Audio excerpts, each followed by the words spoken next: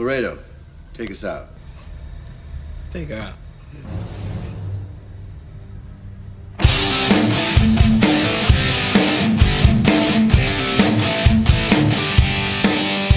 All right!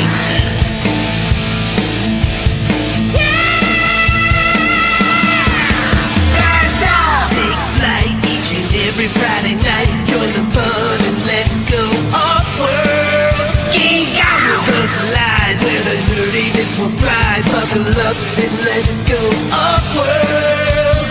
Toys, comics, pop culture news, movies, and so much more.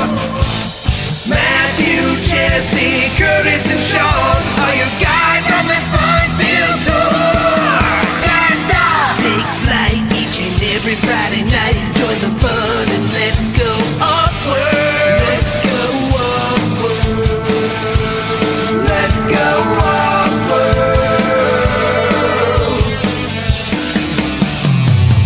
Hey, hey, hey. Let's go OffWorld tonight. Woo!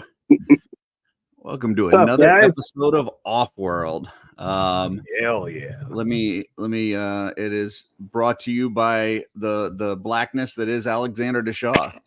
So There we go. Jeez, oh Pete. yeah, welcome everybody. We've got a show that we're gonna do. Kind of a last minute thing. We were talking this morning and like, hey, are we doing a show? What are we doing tonight? So came up with a topic and we're gonna be talking some cartoon theme songs. But before that, let's go around, see how everybody's doing. Joe, I can see your face and it is crystal clear. It is so majestic.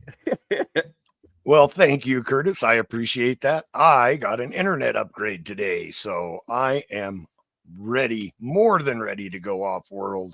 Nice. Now that I'm not looking like a ball of tissues, as Trevor so eloquently put it. So, and now we need to get a Joe tour of your collection now that we can see it. So, gosh darn it! Now I got to clean it again. That's awesome. Yes, that will be on the way relatively soon. So, well, you look great, sound good. So yeah, let's roll. Chris, how you doing, sir?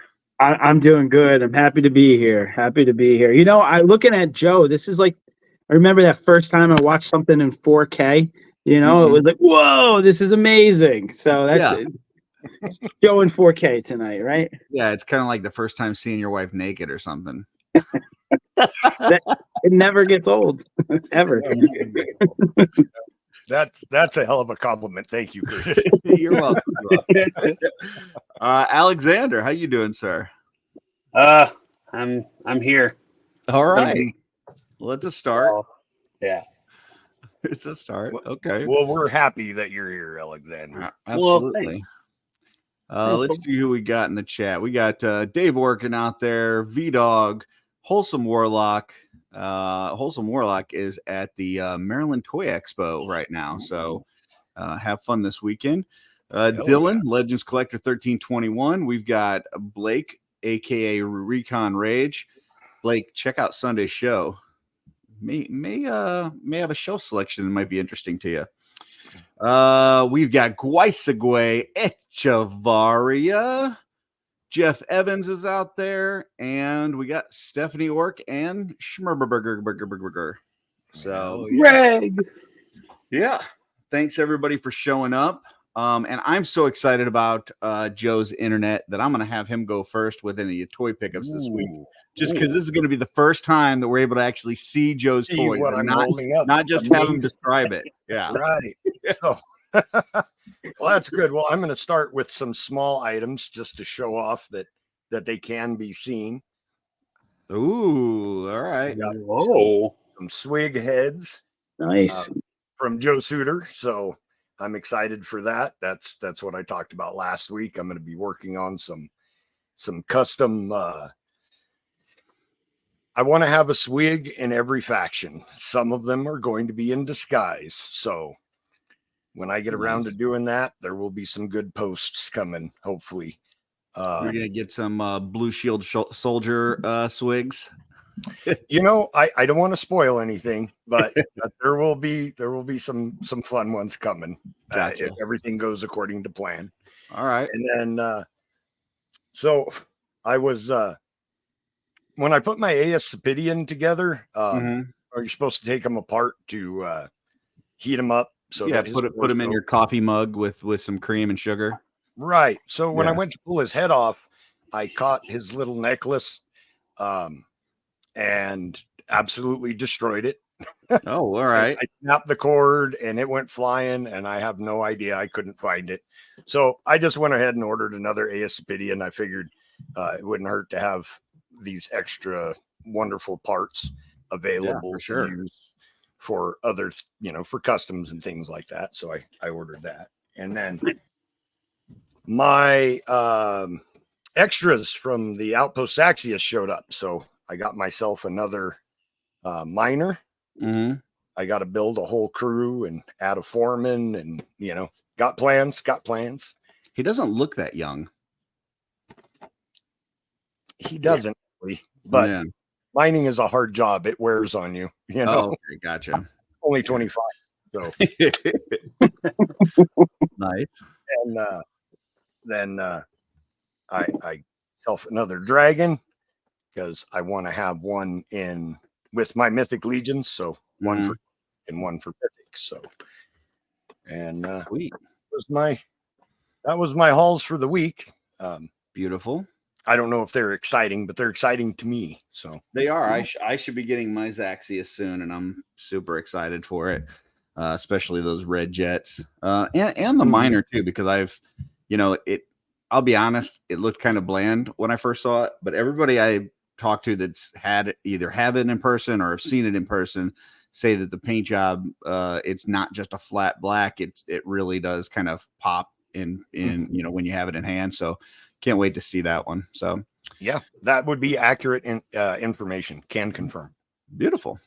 And Chris, let's throw you up there. You got any pickups this week you want to show off? Yeah, I do actually. I got a couple. I've got a combination of a couple things that came in this week, and then also a couple things I finally got around to opening. But this guy came in this week. This is the new Marvel Legends cable. This is such a sweet figure. When the Legends do it well, they're really good, especially lately. So I'm really happy with this guy going on my X-Men shelf. They did a really nice job with him. I really like the head sculpt. Came out really nice. That little flare on the eye is really cool. Oh yeah, dude, he's so good. The last the 90s cable that was like a few years ago, I ended up selling that guy off, and I always kind of regret it. So I'm happy to have another cable, back in the group. Opened up. This was from what is it? Not Maddie Creations. Yeah, so this is the Extendar. And I'll be honest with you, I'm a little torn, right? Like, so his head does kind of pop up and down a little bit, but with the Origins where they do like these, plug pieces, where you can swap out for the arms and the heads. I mean, it looks cool on the shelf, but it just doesn't necessarily have the charm that it did when we were a kid. I mean, it's cool to get it, and I like the idea that they're going to fill in all the gaps. And I'm going to be a sucker and pick them all up, but I don't know. It's not as cool as it was when I was a kid. I don't have any of my Motu from when I was a kid, so this is a line that I'm pretty invested in. But I mean, it's nice to get it. I understand they're not doing some of the action features with like moving parts and things like that, but you would think just extending arms and stuff wouldn't be that difficult, that you could throw that into the figure, maybe throw an extra couple bucks on it or something to justify it. But yeah, I mean, he's one I think would definitely benefit from that. So I'm curious how they're going to do Too Bad.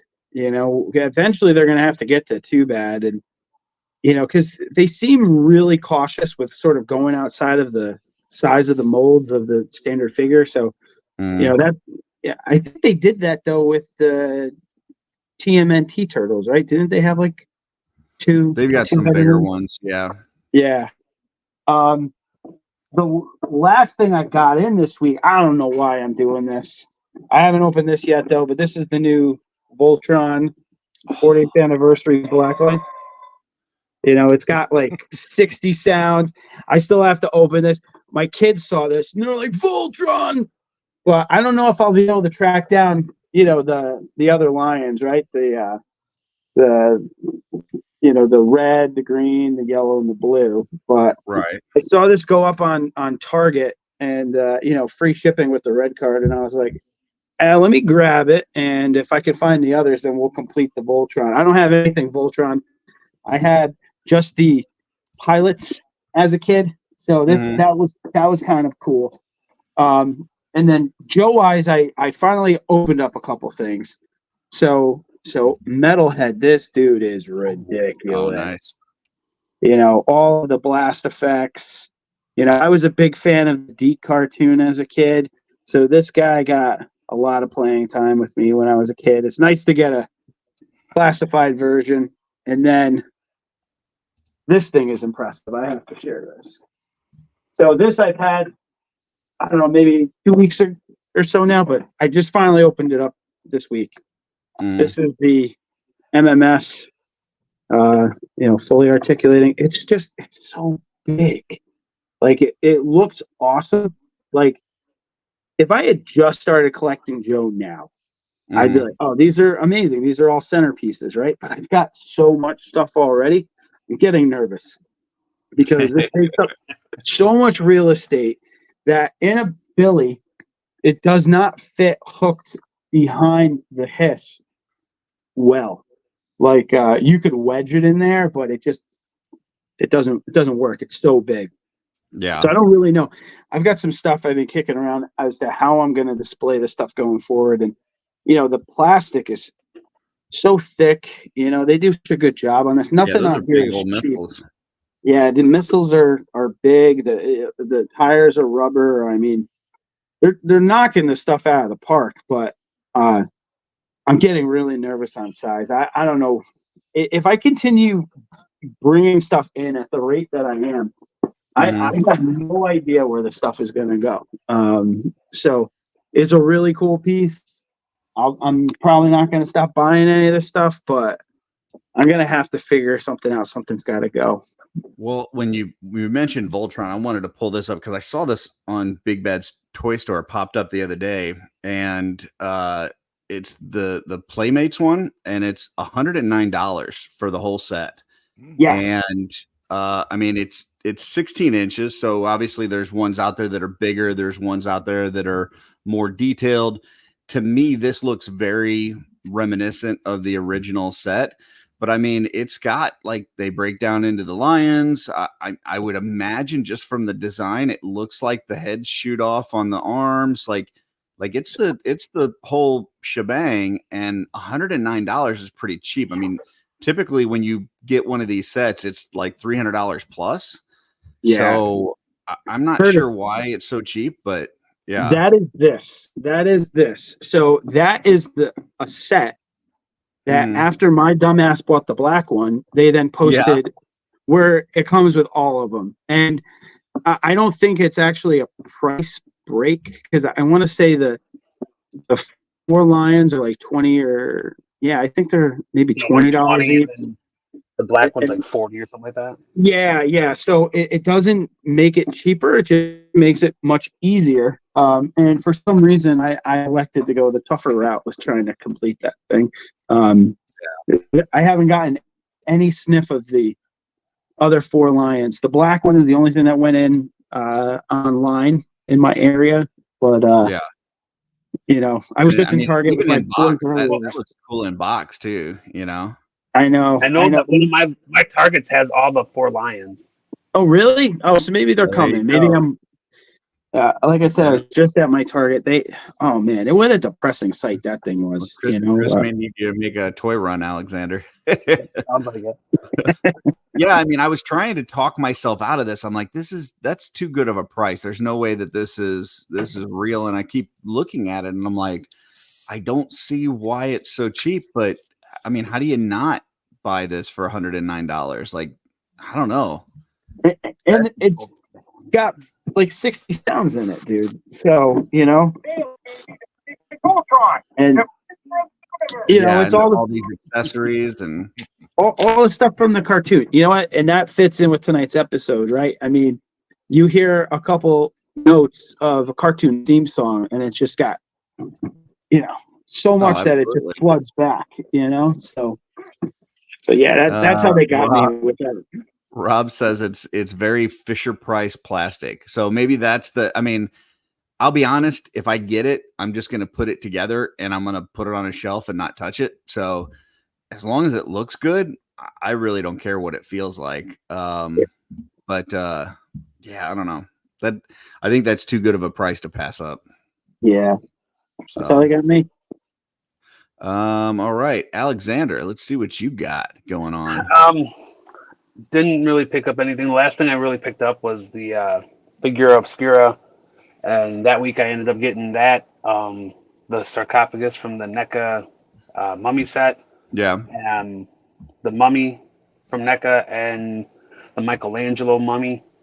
But I did get some batteries for something I bought back in April. I got this guy at a con. Oh, local con. All right. The Iron Man Medieval Knight.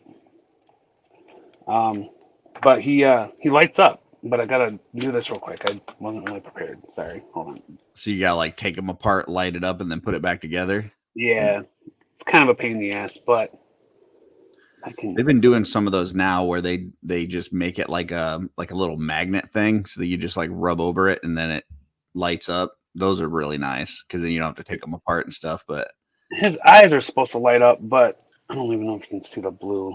Yeah, a little bit. yeah. That's cool.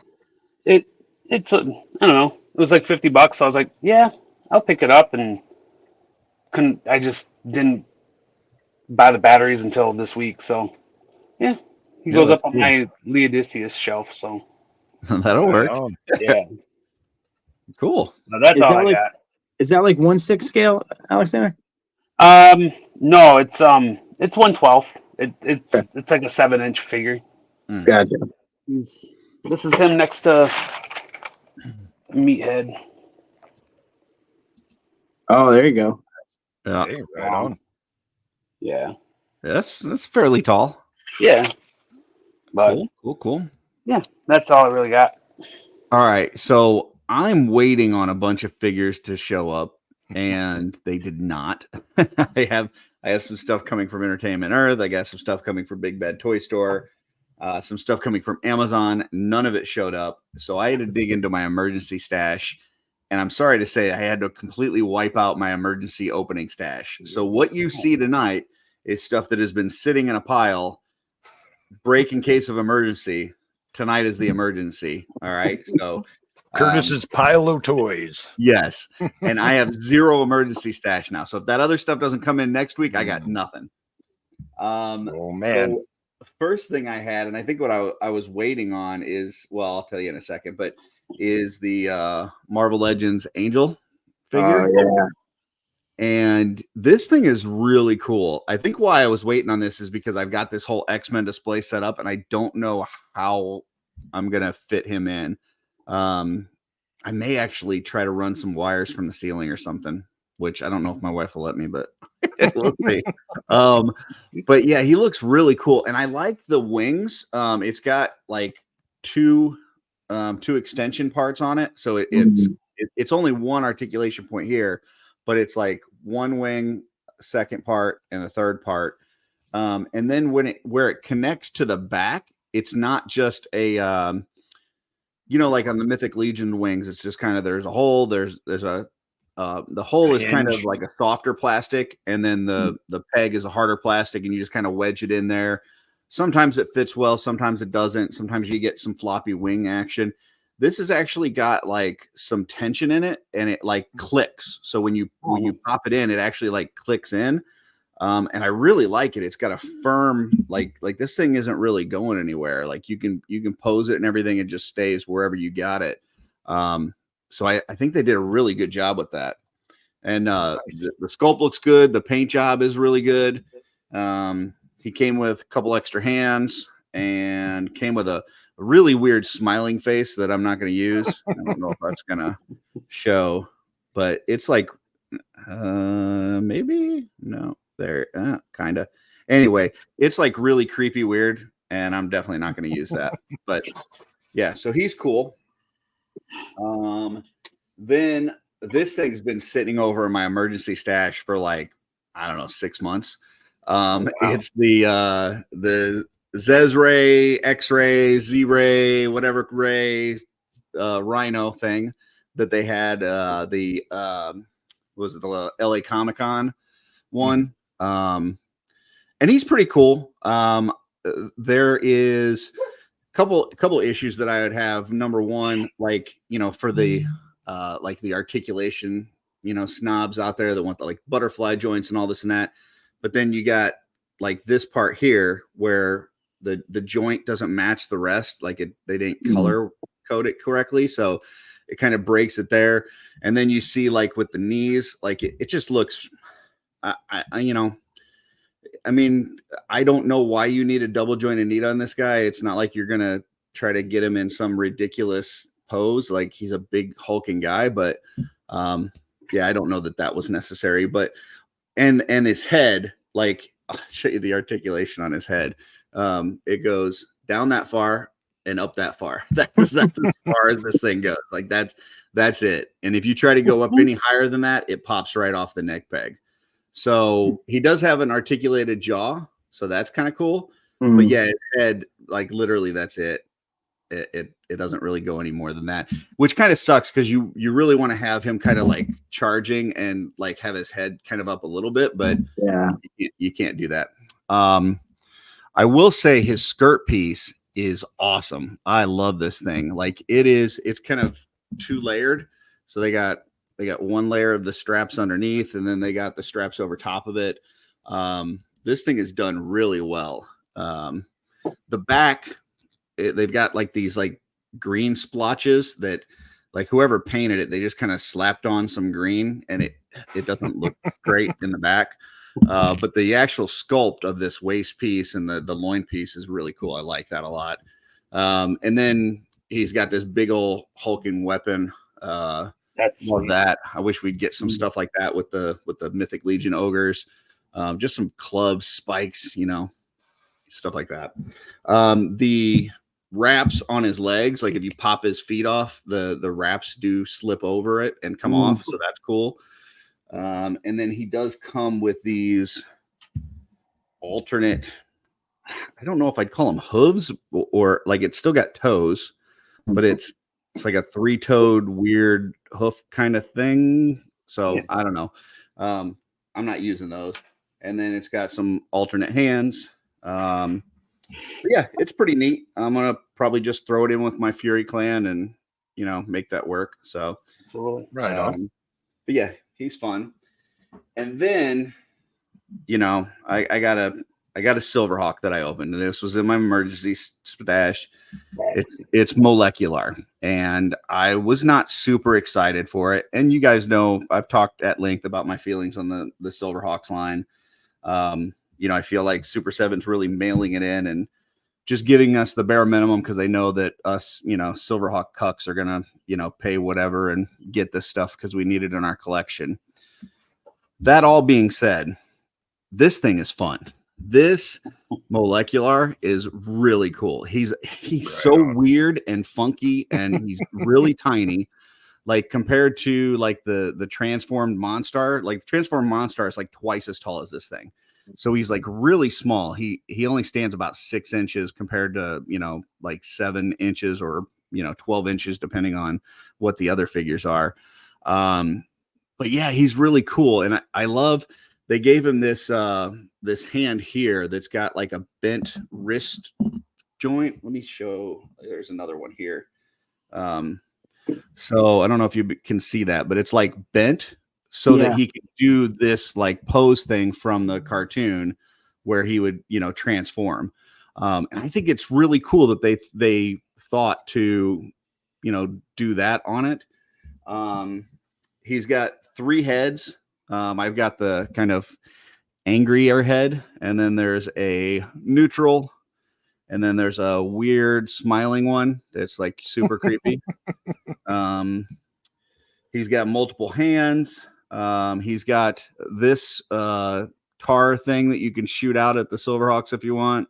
He does have a bird that I will. This is a little gripe. The birds now, the ones that they've been doing lately, like they have the wings don't do anything, the legs don't move. Really, the only thing you get is a little bit of turn in the neck, and that's about it. The earlier birds were better, but yeah, these are kind of rough. That being said, I'll probably just have the good thing about it is they've got it to where you can put it on his arm, or you can just have it stand up, like it'll just stand like this. So I'll probably put it on the shelf like that. And he's got a gun, and he's got another little transforming doodad. If you don't want the colored one on there. But yeah, this guy's just a lot of fun. I out of the 3 of these, I played with this the most today. Just kind of posing it around, trying the different hands and different weapon options and stuff. And he's just a lot of fun. So Super 7, I normally give you guys shit, but I think you did well on this one. So yeah, good job. Kudos where kudos are due. So right on. And I do have the vac metal ones on the way. So appreciate folks looking out. Last week we did our little, what are you looking for this weekend segment. And had a friend reach out and say, hey, it was available over here, and went and got one of the last Quicksilvers and the very last Steelheart that they had. So nice. Yeah. So waiting on those, they should show up within the next few days. Man, those Offworld fans sure kick ass, huh? They do. They really do. So let's see. Checking the comments in the chat. So Curtis, how do you feel about the new world of Super 7, where if you don't hop on it right away, it's gone unless you're paying a premium? I mean, I didn't jump on those back metal ones right away, but I still got as good a deal. In fact, I probably got a little bit cheaper than if I would have pre-ordered it, because they had like a discount where, all these like, toy reviewers and stuff, they've got these deals with these retailers. It's like, if you go in and you put in this code or whatever, you get so much % off or whatever. And so when you do that, I actually ended up getting it cheaper than if I would have pre-ordered it. So it's not that bad, but I think gone are the days that you're going to find these for, $20-25. So I see Greg out there, and Greg, if you're looking for these vac metal ones at $20-25, I don't think that's going to happen, buddy. So I think if you see them, you need to go ahead and grab them. Dorklayer says those are pachyderm feet, and they're just feet, I think. So, okay. And I think that's it. I started one there, Curtis, if you want to pop it. Oh, yeah. I'll get to that. Hold on one second. I did see a couple more people jumped in. We got Raylan jumped in, Trevor 16 Shooter, Brad Johnson. Thank you, folks, for joining. Greg, Brute Scale. Also, Trevor, we love you. We don't care what anybody says. Just so look, Trevor, I don't look like a box of tissues. That's true. Yay. Starred comment from Schmerberger says, I've got Alexander and Joe taping episodes of New to Mythics this weekend. Hell It is an honor, gents. So, Greg, listen, quite a few folks have had Joe on their show. He's been on The Lair. Obviously, he's been on Offworld. He's been on Joe Gonzalez Live, a.k.a. Ostradamus Toys. But you're going to get him with new internet, clean face, like crisp, clear, beautiful Joe Gonzalez. So congratulations, Greg. Like you waited the perfect amount of time to get good Joe. Just, So, just spot on. Yeah. There you go. Trevor. Oh my God, Joe, you're bald. It was a surprise to me too. I had no idea.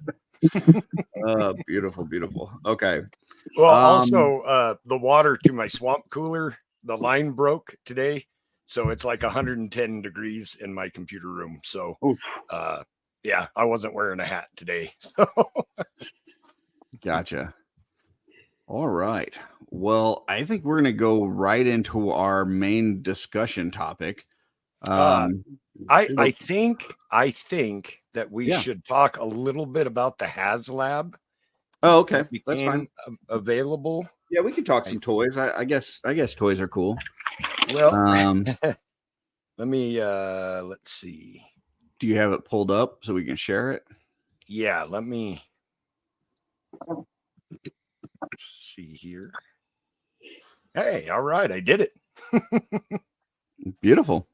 Yeah, so I'm not usually excited about this stuff. I haven't collected vintage collection Star Wars in many years. Mm-hmm. But this is a big deal because it comes with both Tanaka sisters. Whew, that's crazy. It is. And who are they? So the actress who played one, I don't have all the exact details, but one of the actresses that played the Tanaka sisters actually brought a lawsuit for likeness rights, using her likeness rights without permission, because in the original movie, they didn't have likeness rights built into their contract. They had no idea it was going to be the hit that it was. So that's why a lot of the older, figures from the first movie don't have names attached to some of the characters, because they don't want it to associate with the actual character that they played in the movie. Mm-hmm. The speculation is that her figure was never going to be made because of the lawsuit, that Lucasfilm would never allow that. So Disney must have moved past it. I'm guessing, and this is just a guess, but part of the reason why it's so expensive is they probably had to pay a pretty penny to get her likeness rights. So, well, I mean, it was worth every cent, because I can't wait to get these two people that I have no idea who they are. So, yeah. You're not a real Star Wars fan, Curtis. How dare you? How many lines did you have in the movie? Lines? Okay. Yeah, what? Gotcha. Nobody wants her because she had lines. Everybody wants her because she was in the cantina. Oh, okay, gotcha. All right. Well, I'm excited. You're excited. Aren't there like two different versions too? Like a deluxe or something? There is a deluxe version, but I'm not sure what the difference is. Let me see if isn't it like twice the size or something, or it's got like another side to it. The regular version comes with one of the sisters. The deluxe comes with the other one. There you go. I'm not adequately prepared. I actually have no idea what the difference between the two. I thought that the deluxe one had like the other side as well, but I'm not positive. I think the deluxe one is more for like a coffee table type setup because of how deep it is with the. Yeah. I'm just clicking through everything here. This is actually my first time taking a close look at it. Pretty amazing detail. Yeah. Very cool. I feel like with the two price points, they kind of were sitting on the fence. I think they were really concerned that they were going to price it too high, or have people say, "Oh, this is only half of the cantina. What the hell?"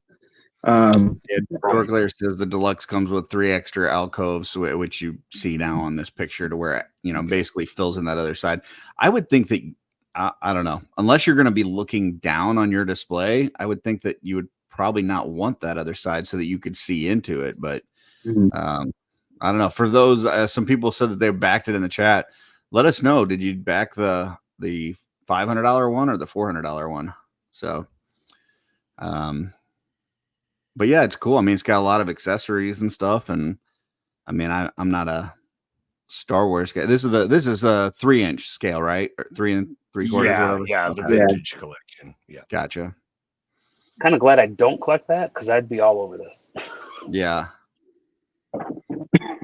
Dorklayer Yeah. says he backed the $400 version. Okay. Right on. Yeah, I like I said, I haven't collected these in many years, but Mhm. God, I'm tempted with this. I almost got the last spaceship too, and I talked Oh, myself no. out of it. So I might talk myself out of this one too, but right now I'm considering it. Let me see. Let me pull this up because I got something. Now that we're talking some toys. Let me pull. All right. Anything more on this, Joe? Or are we good? No, I think we're good. Okay. Yeah. I wanted to show this real quick. So this is I sat here last week and talked about the Nightfall Batman from McFarlane and how it's my favorite Batman of all time, and how I was canceling my Mafex order because of it. And then I started seeing pictures of the Mafex ones this week, and yeah, it's freaking cool. So I mean, it's got two different cowl pieces. One is this one where it's flat, and then it's got the other one where it's spiky. It's got a couple different heads on it. So I mean, and this guy, let me get the name on here. He doesn't have an Instagram because I made sure I was asking about if he had an Instagram. It's Chris Boardman. He's on one of the Mafex boards, and man, this guy gets some awesome poses on these figures. But yeah, I mean, I saw these ones that he posted on the Mafex board on Facebook, and it's just like I gotta I'm gonna have to go back and get this. So yeah, there's just So if you go to get him, Curtis, are you going to pose him or will he just go on your shelf? No, I'm definitely gonna pose him. Okay. But then he'll go on my shelf. But yeah, it looks really good. I had seen a couple reviewers that were not very positive on it, and so I canceled my order. I was talking to Hedgehog today because I didn't think I canceled my order. I thought I was going to wait, but apparently I did because I see now that they are fulfilling it at Big Bad Toy Store, and my pre-order is no longer there. So I must have canceled it. And then today I went back on and purchased it and shipped it right away. So, yeah, I mean, like I said, I saw some reviewers that weren't real happy with it. But I don't know how much of that is clickbaity because some of these toy reviewers they just do some clickbait stuff. Try to get views and reactions. And I don't know if you folks know this, but a thumbs down to them is the same as a thumbs up. It's still an interaction. So just FYI. But yeah, I mean, I saw some not happy things about it, but then I started seeing pictures and I'm like, man, it looks really good. And you can never have enough Batman, according to McFarlane. So according to Curtis, what are you talking about? Yeah, that's true too. So yeah, so he's on the way. I'm excited about it. And what else? I thought there was something else toy wise that I wanted to talk about. Anything else that you guys saw that big this week? They kicked off G.I. Joe June with Hasbro this week. They had a bunch of pre-orders that went up.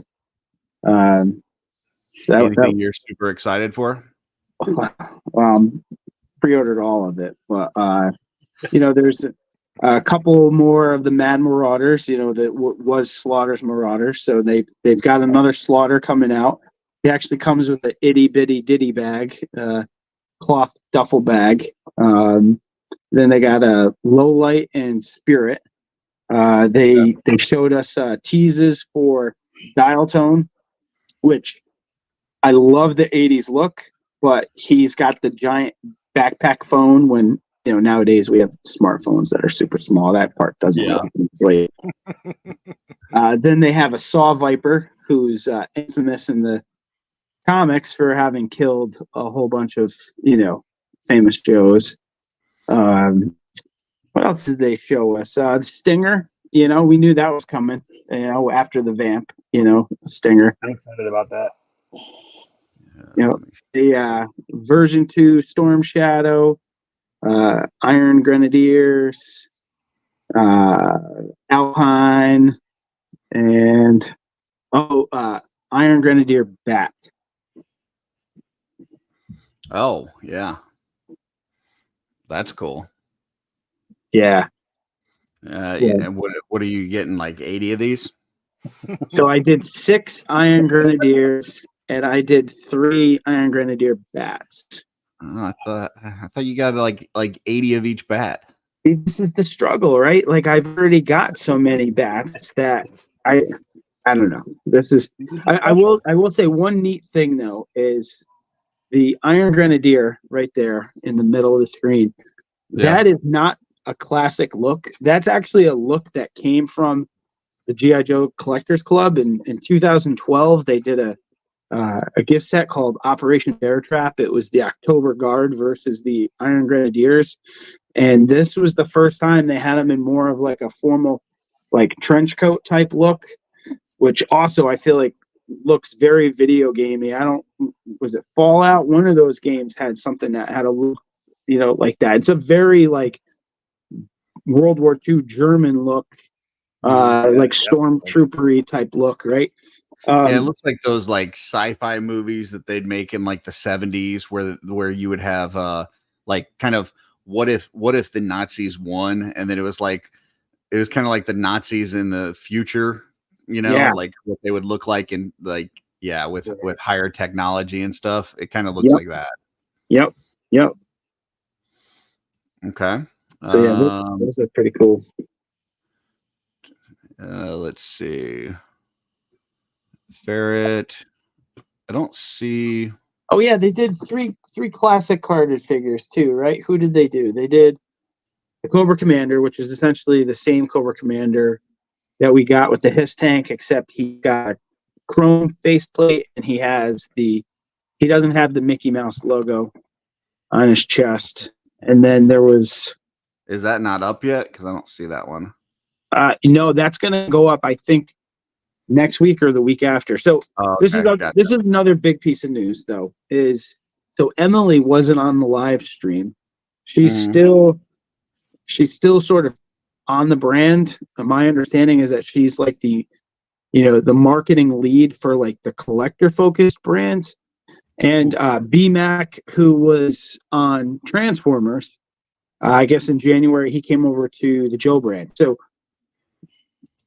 there's 2 big pieces of news with that, right? Is as a Joe collector, as an adult, that team I felt like was just always shrinking, right? It's growing right now. So the messaging obviously within Hasbro is that obviously this is a brand that they want to put some, emphasis and some support behind. So that's a good sign. The other thing is we're talking about the Cantina HasLab right now, because the one thing that they mentioned is typically in Yojo June, they do the HasLab reveal, but that is actually being done now at San Diego in July. So that has this coveted San Diego spot for a big display. So that's a lot of good momentum for this brand that really has had some pretty dark days since probably about 2010 when the Rise of Cobra movie came out. Yeah, that Alpine looks really good. Yeah, he does. Awesome. And then we did. Let's see. We talked about what about this? The Marvel Legends Sakaar. I saw some people posting that up that they got that in. Yeah, he looks good. He looks really good. Okay. Beautiful. Anything else, guys? Any other toy news or things that we wanted to discuss? Not that I can think of. No. All right. I just want to throw out a little movie recommendation real quick. Watched it this week. Deepwater Horizon. Really good movie.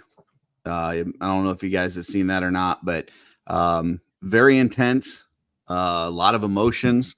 On the edge of your seat pretty much the whole time. And yeah, it's based on a true story. So I always like that kind of aspect too. So yeah, it's really good. So if you haven't seen that, highly recommend. Just FYI. Right. Okay. All right. Well, let's go ahead and pull up our main topic, and we are going to discuss cartoon theme songs. Now, we could have all made our individual list and done our thing and did our homework and stuff, but we really didn't know we were doing this till a few hours ago. So instead, in true off-world fashion, we just found a website that already kind of listed these, and we're going to go through their list and tell them why they're wrong. So Off-World, the Wild West, shooting from the hip. Yeah.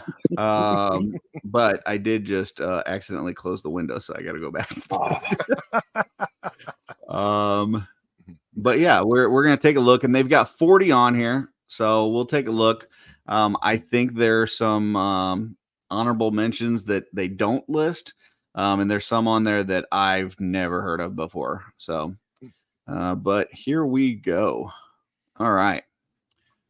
So I got to go slow because I noticed if you scroll on this too fast, it like jumps all the way to like the end. So I'm going to go really slow. Too fast. So first one, it says there's a tie. All right. So that's cheating right off the bat. I got to, give them a little shit for that. Oh, by the way, this is Saturday Evening Post online. So just credit where credit's due.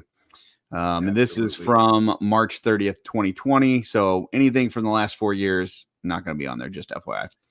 Yeah. So for a tie, we've got Mobile Suit Gundam Wing and Cowboy Bebop. So they are crazy. Cowboy Bebop's opening is a classic. It's one of the best. I strongly disagree with it at 40. Okay, well, let's see what we got here.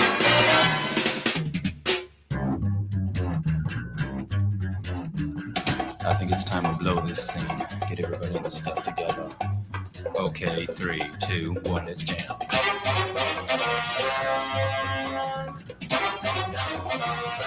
Okay. I dig it. Oh yeah, man. Also one of the best anime I've ever watched.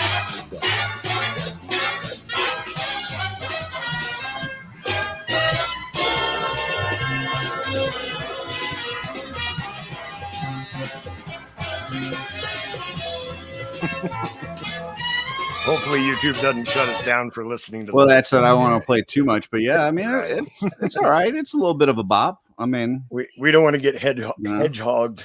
I mean, these are other links to other YouTube videos. So if they shut down our YouTube stream playing other YouTube, anyway, whatever. So there was 40. I dig the bass on that. That was pretty awesome. Yeah, it wasn't too bad. 39 they don't have an example of on here. Neon Genesis Evangelion. Yeah. Okay. Anybody know this one? Yeah. Actually, it's a really good theme. Unfortunately, 90% of the show is like watching paint dry. Okay. Not one of my. It's a classic anime, kaiju stuff, fighting giant monsters. The fights are fantastic, but they're such a minor part of the show. The rest is just brain melting drama. I don't know. I watched like the first season back in the day, but it does have a really catchy theme. That's a classic. So awesome. Next we've got Family Guy, which I mean, yeah, I guess it's classic. I don't know that I mean, I guess being at 38 probably makes sense. I don't know that I would put that on my list as, favorite. I don't think cartoon so theme either, songs. because it's just a ripoff of All in the Family, right? I mean, it's Kind the of. All in the Family intro, just with different lyrics. Like, Yeah. Kind of, the theme yeah. is the same. So yeah, I don't know if I'd put it on a greatest list personally. So, all right, 38, whatever. See, it just jumped ahead. Oh. 37, Smurfs. Now, I remember watching the Smurfs cartoon, but I don't know that I can remember the theme song. I don't either. I don't remember the song. Anybody, does that, like, when you think of the Smurfs, does anybody go, oh, yeah, I remember their theme song? No. Oh, Not me. All I can think of is la la la la la la la. Is that the Smurfs? I believe so. I Yeah. think you might be right.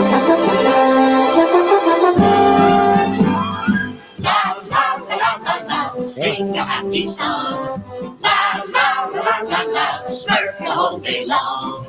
Okay, I'm with you now. I mean, once again, I don't know that Trevor had it. Yeah. I don't know that I put it in my top list, but okay. Yeah. Gotcha. Yeah. Next we've got Alvin and the Chipmunks. Yeah. That's kind of classic. I definitely could, if I thought about Alvin and the Chipmunks, I definitely got that song in my head. So Yeah. could see that one for sure. Yeah, I can agree with that. Sure. And I'm going a little bit quick till we get to like 20. Once we get to 20, we'll probably spend a little bit more time. I'm actually surprised that Alvin and the Chipmunks is so low on their list, considering like they had albums and stuff. you know? Yeah. I know when I was a kid, I listened to a lot of Alvin and the Chipmunks, Yep.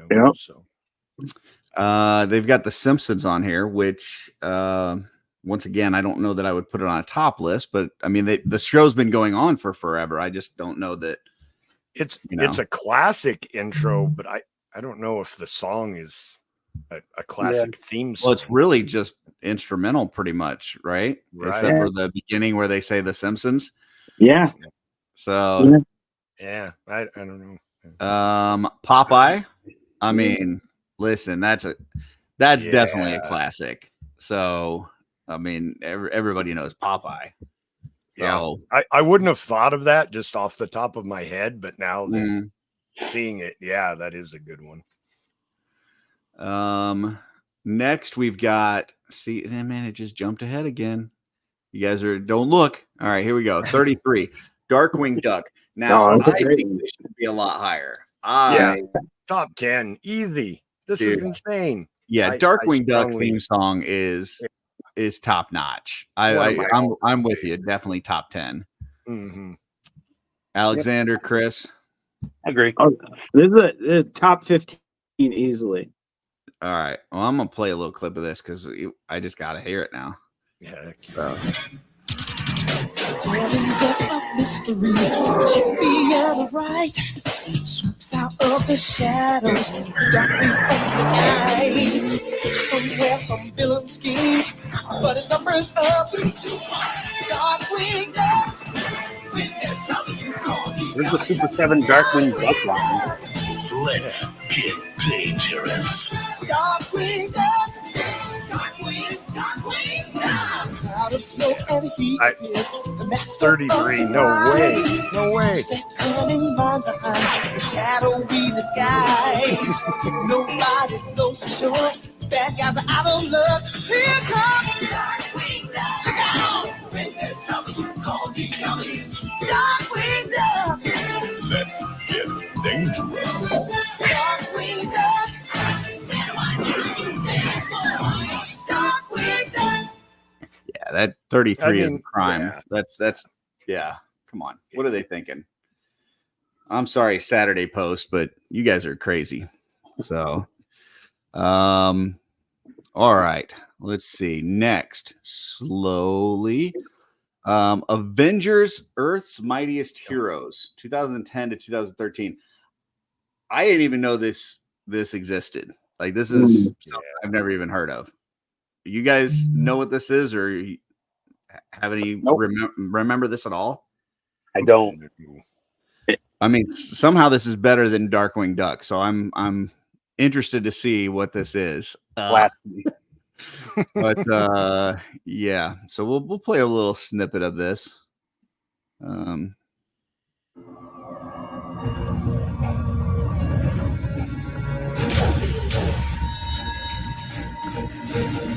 This looks like the show. Yeah, it looks like an episode. Yeah. Oh.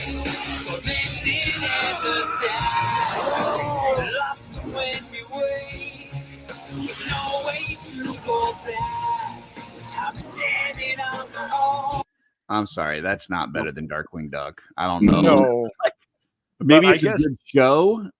It's definitely one that I would probably check out, but Yeah, I think maybe if you had nostalgia, you might like it better. You know, I could see where 2010 that sounded like every song that was on the radio at the time. You know? yeah. Very emo. Right, Well, right. Yeah. Fall Out Boy, like, you know. Mhm. Yeah. All right. Absolutely. Yeah, I'm not sure about that one. All right. 31, Heathcliff. Now, listen, I've definitely spent many a day in my life with Heathcliff songs stuck in my head. So Yeah. I'm not even gonna play this because I know it'll get stuck there and I won't be able to get it out. But yeah, definitely a good theme song, a catchy little earworm. For sure. I used to watch the cartoon, but I don't remember the theme song. You just want me to play it, don't you? No, I'm No, not no, trying we- to trick you. We want you to sing it, Curtis. We want you to sing it. It's the Heathcliff, no one should terrorize their neighborhood. Not hit play. Yeah, I'm not doing that one. Next, Tick. we've got the Tick cartoon, which I never actually watched the cartoon, so I don't know anything about the theme song. The cartoon is fantastic. Yeah. I don't remember the theme, but I loved the cartoon. Either you guys remember the theme? Is this? I mean, I'd remember if I heard it. Is it? But Is I it don't one that it's not one that you would have thought and gone, oh, the Tick. That's definitely one of the top theme songs. Right. Right. Okay. Well, let's play a little snippet of it and see.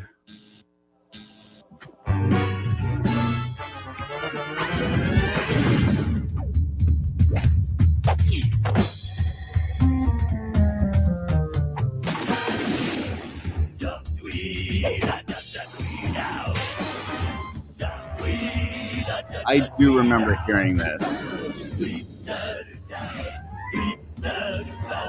I had to have heard it because I watched the show a lot, but I just don't. I mean, okay. How is think I'm that just better gonna than keep going Darkwing back. Duck or Heathcliff? That's what I'm going to keep coming back to, and I don't want to beat a dead horse here, but it's like, okay, Beat that horse. man, it's just shot way down. Don't pay any attention to the man behind the curtain. Next is SpongeBob SquarePants, which I will give you. Yeah, it is a classic theme song. It's catchy. A lot of people know it. It is catchy, but I think if I heard somebody walking down the street playing this, I would potentially have to murder them. So,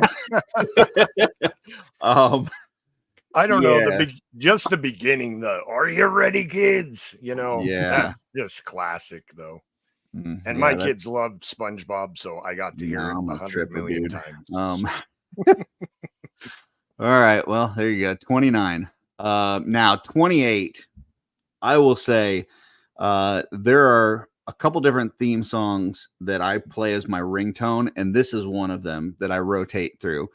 X-Men is another, and Masters of the Universe is another. So I think this is a little low for Teen Titans. I think this is awesome. I would definitely put this in my top 10, probably in my top 5. Wow. Thoughts on Teen Titans? It's a I good one. could, yeah, I could definitely see it in a top 10. It was kind of new at the time too. They weren't doing anything like that, you know. I don't know. I'm a Teen Titans fan of the original series, so yeah. I actually like the Japanese version better too. Yes. Yeah. Yeah. Me too. All right, but we'll play a little clip of this because I want to. I don't think I know this. When there's trouble, you know who to call. Teen Titans. From their tower, they can see it all. Teen Titans. When they see evil on the attack, you can rest knowing they got your back. 'Cause when the world needs heroes on patrol, Teen Titans. that's a banger. So Yeah, it is. yeah, big fan. All right, Inspector Gadget. Yeah. Yeah, just that Yeah. do.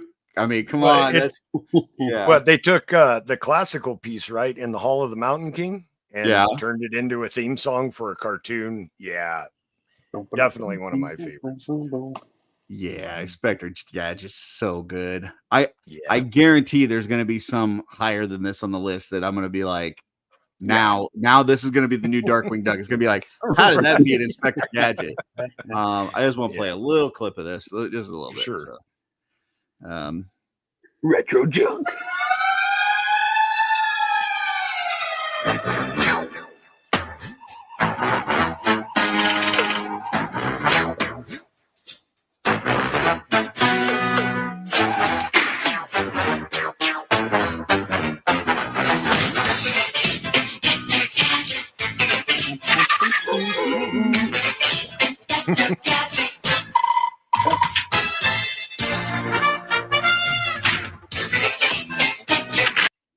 That message will self-destruct, just so you know. It will. Yeah. All right. Next we've got Speed Racer. It's a little before my time. Yeah, I'm not a Mine Speed too. Racer guy. So 1967. Yeah. let's I'd check say the top 20, comments and see what Trevor has to say, because I think he was the only one alive.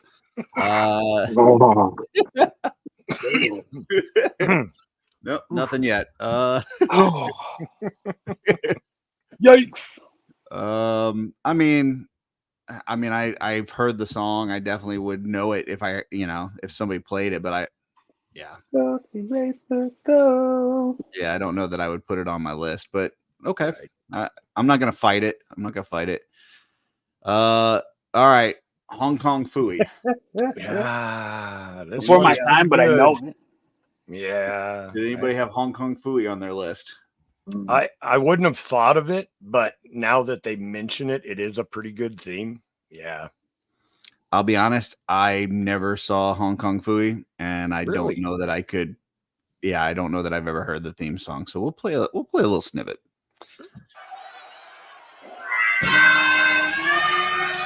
Who is this superhero?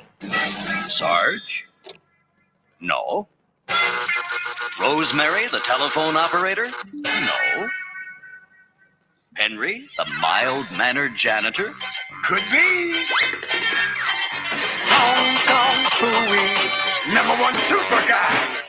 Hong Kong Phooey, quicker than the human eye. He's got style of movie style and a pop that just won't stop. When the going gets rough, he's super tough with a Hong Kong Phooey chop. So, is this a little bit harder to watch now than when I was a kid? Listen, I don't know. Yikes. I never watched Hong Kong Phooey, but I'm not seeing it. I don't know if it'd be top 20. I mean, yeah, 25. Yeah. right. All right. Let's see. 24. George of the Jungle. Yeah. Again, before our time a little bit, but I think we know it. Yeah. This one's got a kind of an earworm to it. Yeah. I've been walking around humming this song more than a few times. All right. Well, I'm not going to get it stuck in anybody's head. We'll just keep moving. Another from 1967, Super Chicken. I have never. I got nothing, guys. You got anything? No. I got nothing on that one. I feel like this list was made by somebody 15, 20 years older than us, to be honest with you. Let's listen to some Super Chicken cartoon theme song. When you find yourself in danger, when you're threatened by a stranger, when it looks like you will take a licking, there is someone waiting who will hurry up and rescue you. Just call for Super Chicken. But if you're afraid, you'll have to overlook it. Besides, you knew the job was dangerous when you took it. People drink a super I'll be honest with you guys. That looks like a video that Purple Gang put together for the shows. I was just thinking that. Oh my god! I'm just I'm just waiting for lizard people and eggplants and stuff. Like yeah. Wow. All right, let's see. Anybody from the chat knows Super Chicken? Raylan just says it's an odd one. Schmerber says he forgot about Super Chicken. All right. It looks like Dave's with it. Dave's with the Super Chicken. Okay. Mighty Mouse. Oh yeah, classic. Again, I don't know if I would have thought about this one. I wouldn't have, but it's spot on. Like that's a good theme. It's definitely old school. I mean, you Here I come. Here I come. The day. That's the part. That's the part that everybody knows. Is the "Here I Come to Save the Day." But I mean, I can't put a barbershop quartet singing a cartoon theme song in my top 20 something. But okay, all right. Anything from the chat? Vidal says, Curtis, where did you get this list from? From the Saturday Post. All right. Like, we did not do any homework on this. We just pulled up a list and we're critiquing it. Because that's what you do on YouTube. You critique things that you had nothing to do with. So, right. Hey, I like Mighty Mouse. Yeah. All right. Next is Underdog. And I love me some Underdog. So this definitely would have been on my list and probably would have been in my top 10. Wow. What's anybody Underdog fans here? I don't remember the theme. All I know right, I watched some of the episodes, but I let me tell you something, Joe. You're in for a treat. Here you go.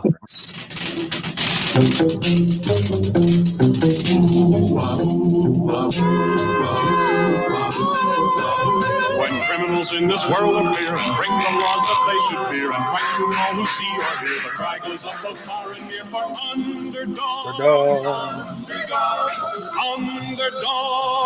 Underdog, speed of lightning, roar of thunder, fighting all, power, thunder, underdog.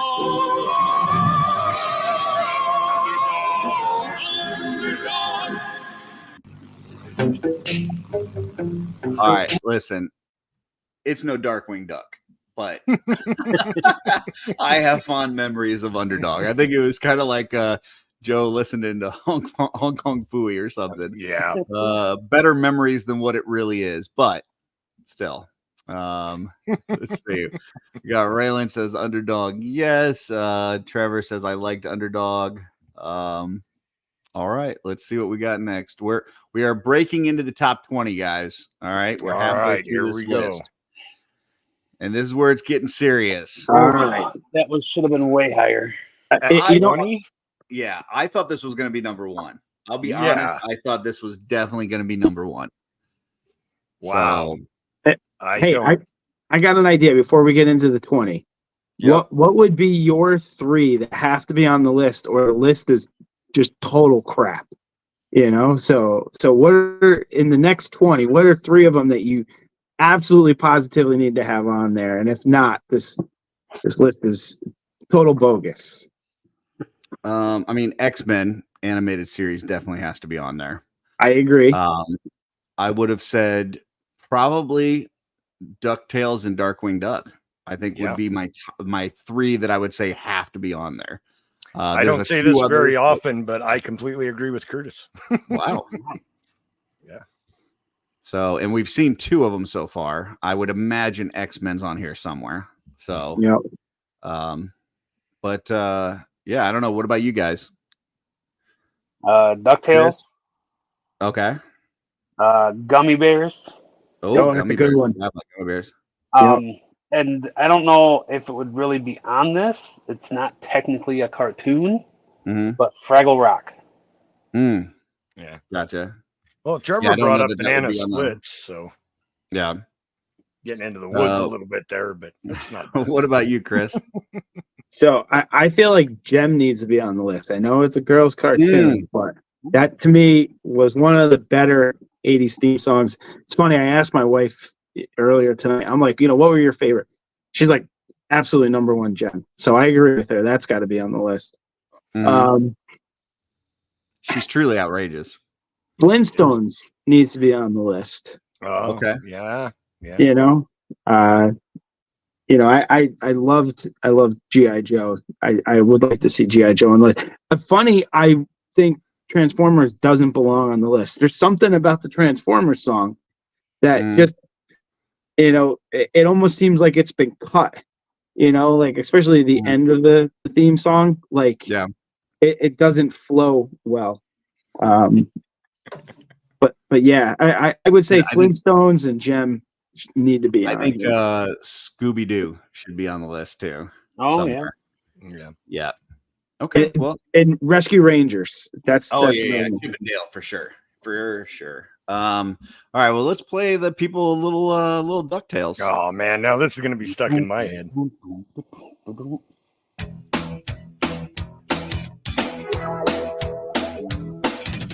Life is like a hurricane here in Duckburg. Race cars, lasers, aeroplanes. It's a duck blur. Might solve a mystery or rewrite history. DuckTales, woo! Every day they're out there making DuckTales, woo! Tales of daring, do bad, and good luck tales, woo!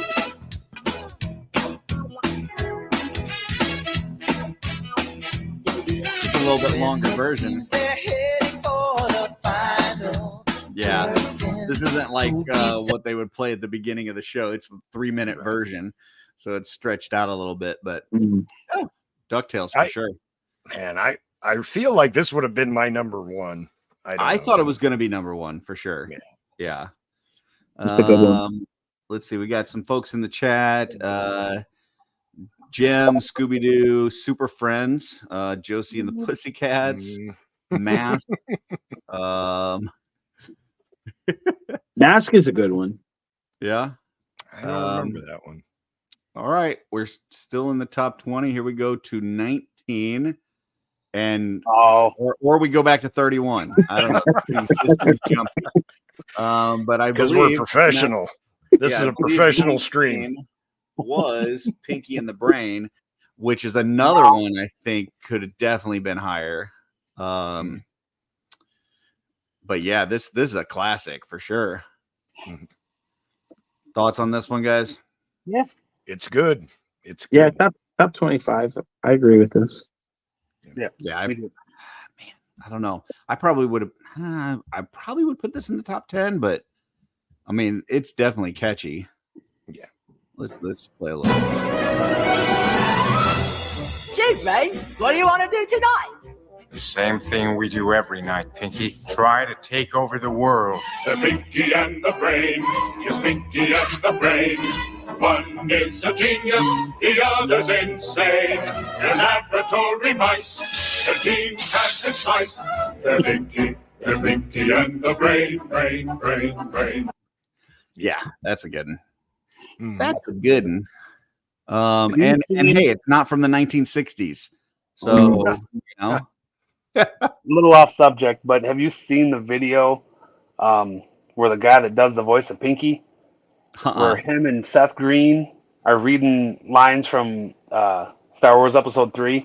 No. Where Pinky is Obi-Wan and Chris Griffin is Anakin. Oh my God. It's hilarious. That sounds hilarious. That's great. All right. Well, let's keep it moving. 8. Way too high. Way too high. 18. Oh. I know, but now I'm getting curious. Like, what is going to happen in like the top 5? I don't know. Since all of my top 5 have hit already. I mean, X-Men animated series is 18. There must be some bangers. Right there. Yeah, there must be some that we're forgetting or something. Or they're gonna have stuff from like the 1920s. I don't know. Steamboat Willie at number Steamboat 1. Willie. Yeah. All right. Well, I mean, everybody's been watching X-Men 97, so we won't play too much of this, but you gotta play a little bit, right? Yeah. There we go. Previously on X-Men.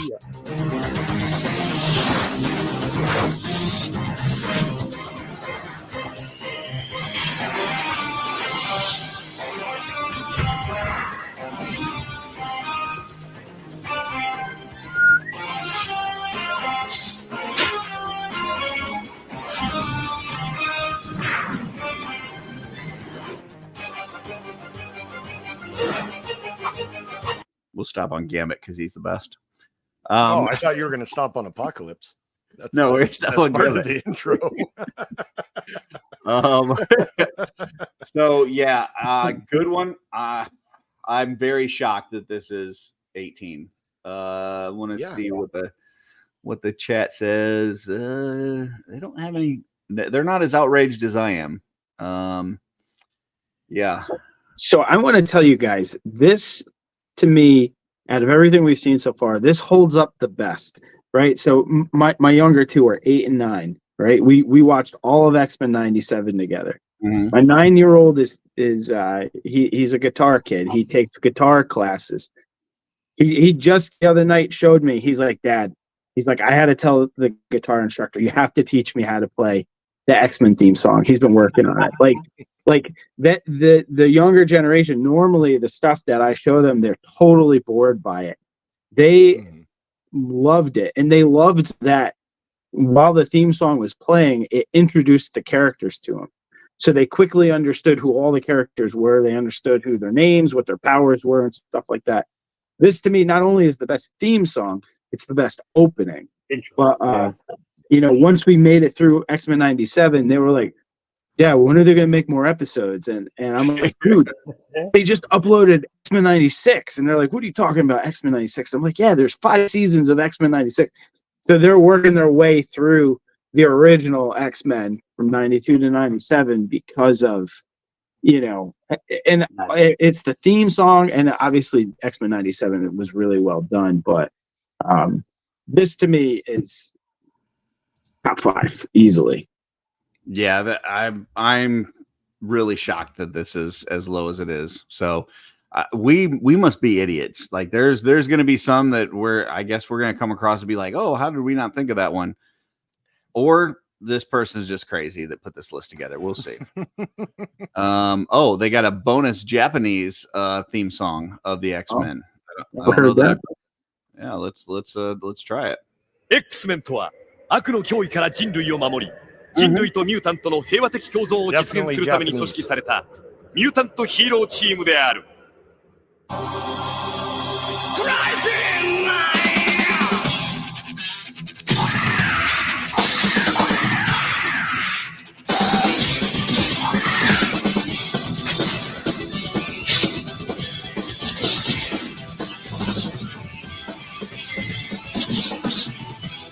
シャークソで固めたナイフ切りつけシャー夢を飲み込み街は輝く Is this a show? I kind of want to watch it now. Yeah, dude, that's metal as fuck. Yeah. The animation looks good. Like they're actually killing Brood. What the heck? Yeah. Yeah, that's great. I love that. I didn't think that I would love an X-Men song more than the one that we know, but that's pretty good. Not bad. Yeah. Okay. All right. I'm glad they threw in a little bonus there. Yeah. All right. We've got the Bugs Bunny show. Bugs Bunny is this just Roadrunner the Looney Power Tunes one? Iterations. I think it's the Looney Tunes where they come out and do their little song and dance. It's not bad. It's classic. Good. I don't know if I want to put it this high, but let's listen. Give it a listen. The Bugs Bunny Roadrunner Show. No picture, cut the lights. This is it, the night of nights. No more rehearsing and nursing apart. We know every card by heart. Oh, picture, cut the lights. This is it, we'll hit the heights. And oh, what heights we'll hit. On with the show, this is it. All right. I mean, I'm not going to fight him on it. Probably wouldn't be higher than some of the other ones we've seen, but right. Okay. It's a classic. Yeah. I was just going to say, I feel like Bugs Bunny and Daffy Duck, all that stuff, it fell off the map. Maybe it's just what's in my purview, but Like I honestly think if I brought my two boys down here right now, they wouldn't be able to tell you who all the characters are. And it's just not.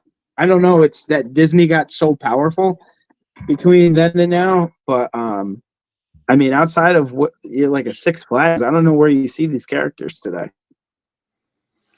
Yeah, I mean, I'm guessing some of it doesn't hold up. You know, like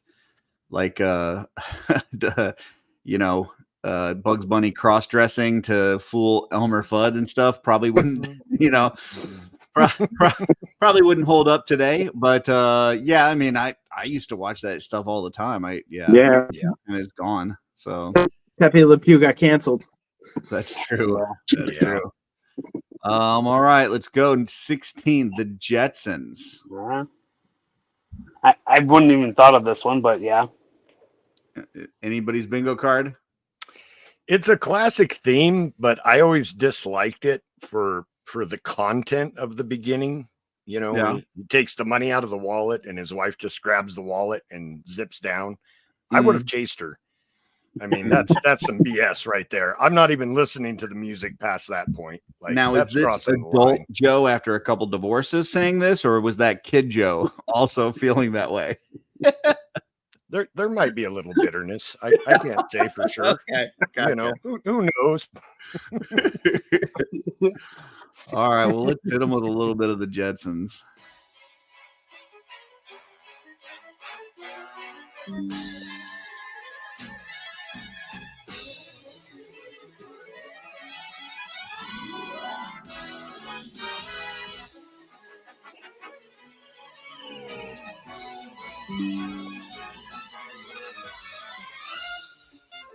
Meet George Jetson. His boy Elroy. Daughter Judy. Jane, his wife. Boo. Boo.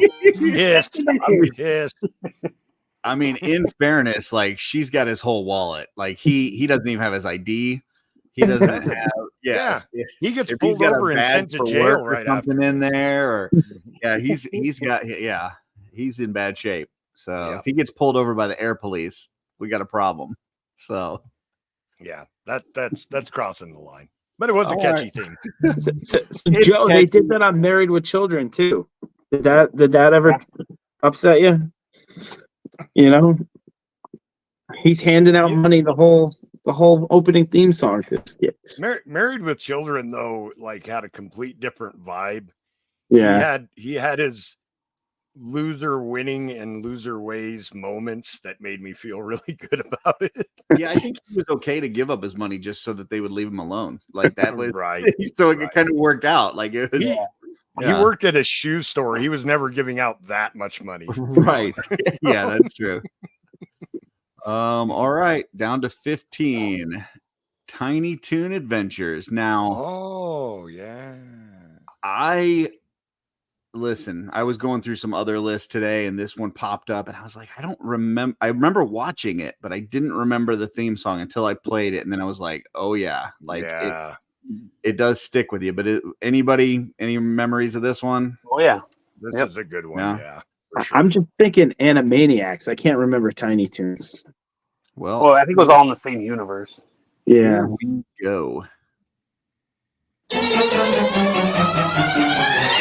We're tiny, we're toony, we're all a little loony. And in this cartoony, we're invading your TV. We're comic dispensers, we crack up all the censors. On action adventures, get a dose of comedy. So here's at the acres, it's a whole wide world apart. Our homes only stands alone, a cartoon work of art. The scripts were rejected, expecting unexpected. On Tiny Toon Adventures, it's about to start. They're furry, they're funny, they're fast and Buster Bunny. Montana Max has money, Elmira is a pain. He's hunting and plucky, Dizzy Devil yucky. Furballs are lucky, and Go-Go is insane. At Eckville University, we earn our Toon degree. I mean, it's good. Once again, I think there's some other bangers that were later in the list that I think should be above this, but it's good. Would anybody have put this in their top 20? Maybe top 20. Maybe top 20. Yeah, I don't. It'd be on the higher end, but yeah, gotcha. All right, let's go down to 14, and we've got Super Friends. Super Friends, really? Now, yeah, I really remember watching this. I loved Super Friends, and it led right into kind of superpowers, collecting. But I, for the life of me, don't remember the theme song. Anybody got this theme song in their head? No, not specifically. Well, let's see what we got.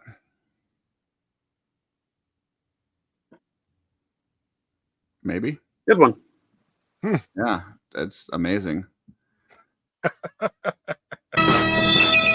the great hall of the Justice League, there are assembled the world's 4 greatest heroes, created from the cosmic legends of the universe. And let's be honest, Superman is one of the 4 greatest heroes. All right. Wonder Woman, Batman,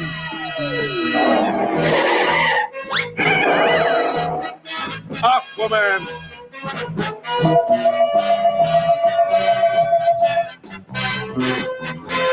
and those 3 junior super friends, Wendy, Marvin, and Wonder Dog. Their mission, to fight injustice, to right that which is wrong, and to serve all mankind. I remember the guy talking more than the music. Yeah, that's all I can remember is the guy talking. I don't see how this is top 20. Gathered together from the cosmic reaches of the universe, here in this great hall of justice, are the most powerful forces of good ever assembled. That's kind of how it changed over time, I guess. Yeah. Towards the end. Now that I remember. That little ditty.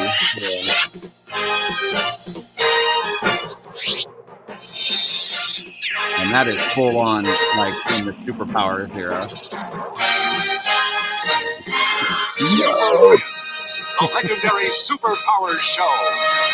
Legendary superpower show. The music still was not great. It's not great, but towards the end it definitely was better. Trevor says Wendy, Marvin, and Wonder Dog sucked. All right. Okay. Let's see. Next we've got don't pay attention behind the curtain. Oh boy. All right. Let's keep going. 13 is Freakazoid. What? Anybody? I don't remember the theme song. I remember watching the show. I never watched the show, so I got nothing. Yeah. Nope. Chris? Unknown to me. I don't even think I remember the character. I didn't even know that this was a show, I'll be honest.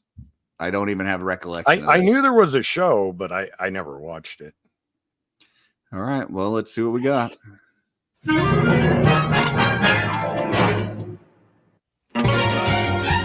Super team extraordinaire, Freakazoids, Freakazoids, runs around in underwear, Freakazoids, Freakazoids, rescues Washington DC, Freakazoids, Freakazoids, and that's something better's on TV, Freakazoids, Freakazoids, his brain is overloaded, it has a jumping protein, textbook case for Satan. Okay. So this might come as a surprise to some, but I don't see how this is better than Darkwing Duck. Right? Exactly. Brad says he likes Freakazoid. So, I mean, are you saying you like Freakazoid the show, or are you saying you like the theme song and think it should be this high on the list? I don't think anybody's saying that. Don't send this list to the cabal. All right. Okay. Next we have Pink Panther, and we have no video for this, but but that's Pink a pretty Panther's classic. Yeah. Yeah. Classic theme song. So definitely could see that being up here. Absolutely. I don't know that I would have remembered to put it up here, but yeah, me neither. definitely a classic one. No, but I think 12 actually is a good spot for it. Yeah, You know? I agree. Yeah. All right. Next, we've got the Roadrunner. And I don't know that I remember the Roadrunner theme song. No. I don't know that I remember that Roadrunner had a theme song. Yeah, no. All right. Anything from you guys? Nope. I got nothing. I thought it was Looney Tunes. Here we go. If you're on a highway, you're gonna go speed. Just at the side of your mind and a pin on heat. Roadrunner, runs down the road all day. He's up the coyote, can't make a inch his way. I have never heard this before. Never. Roadrunner, if he catches you, you're through. Okay. I don't have any recollection of that, but it also is really terrible. So, Yeah, that's pretty bad. So this is better than Darkwing Duck. yeah, this isn't just because I don't have recollection of it. I mean, it's just not good. All right. Okay. Well, we're about to crack the top 10, and I'm going to go super slowly so it doesn't go down. But Trevor called it, and we do have Josie and the Pussycats. So, I mean, it's a catchy theme. Yeah, it is. All right. I don't know if I'd say it was one of my favorite shows, but the theme is catchy. Wasn't on my bingo card, but let's give it a whirl.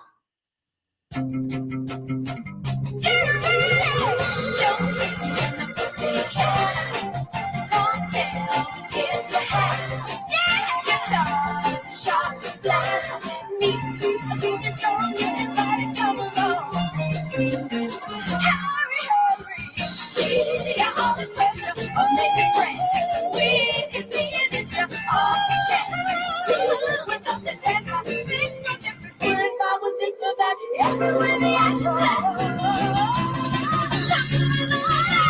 Josie and the Pussycats. No time, hers and cats. Get up, they is scared. Josie and the Pussycats.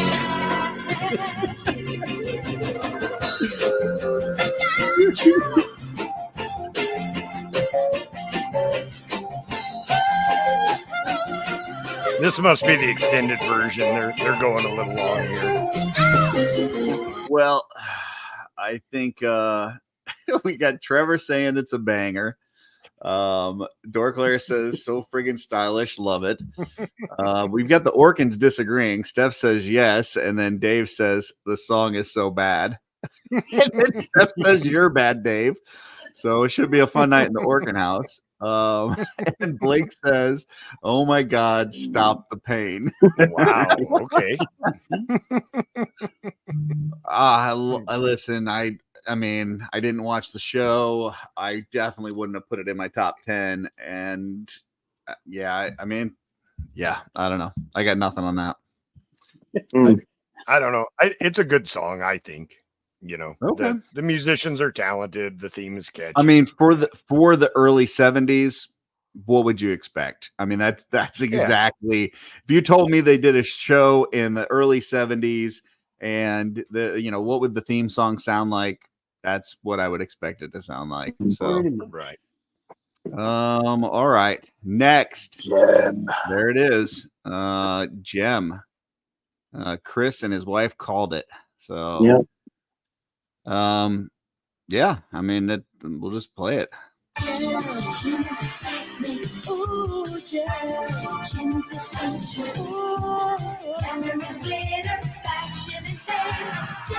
Jam is truly outrageous, truly outrageous. Jam, the music's contagious, outrageous. Jam is my name, no one else is the same. Jam is my name. Our songs are better. We are the misfits, so misfits. It's the most 80s thing ever. It is very 80s. The last one was very 70s. This is very 80s. Well, news for you, V-Dog. We don't care about subscribers here. We're just here having fun. If people choose to watch, that's great. But yeah, that's not our thing. If we wanted subscribers, we wanted clicks, we would attack Trevor publicly. But that's not that's not what we're here to do. Yeah, I mean, good song. Probably wouldn't have been in my top 10, but it's a good song. It's definitely memorable. So right. Let's see, what is it? 8, and there is the Animaniacs. We do not have a video or a song to play, but who wants to give us an Animaniacs? Definitely. Yeah, that's a good theme. Definitely. Alexander, sing us some Animaniacs. Nope, not happening today. Joe, you got some Animaniacs for us? Oh, I couldn't sing it, no. Okay. But there was a lot of good music and songs, creative things in Animaniacs. So Chris, I probably wouldn't have put you it gonna, this you gonna high. wuss out like the other two, or are you gonna give us some Animaniacs? I gotta be honest with you. I don't remember. I remember they're Animaniacs. I don't remember anything after that though. And then that's why I didn't do it. Going over and over again with different words that rhymed. Yeah, like any of these mid '90s cartoons. This is when they started losing me. So I knew it was around. I just I wasn't big into it. I do know that they've got baloney in their slacks. I do know that. So, all right, Animaniacs number 8. Let's go back to the chat. Dorklayer says, as bad as that Jim song was, I still remember it, so it gets points for being an earworm. So there you go. And yeah, okay. And don't forget, Jem was beating Barbie. Barbie and the Rockers came out a whole year after Jem as just a reactionary thing. That thing was really ahead, you know. Jem was like WCW beating WWE in the Monday Night Wars. Yeah, like that was It's like there's no way it should have happened, but it did. Yeah. So, all right, number 7. We're getting down to the nitty gritty here, and we got Thundercats. Top 10. Yeah, that's a good one. That's a good one. That is definitely good. I'll give them that. What do you guys think? Yeah, that's a solid choice. Yeah, there's a good theme song. Hey, anytime you can yell "ho," it's good time for me. That is true. You know? True for Thundercats and Hacksaw Jim Duggan. So it was easier in the 80s. Yeah. All right, here we go.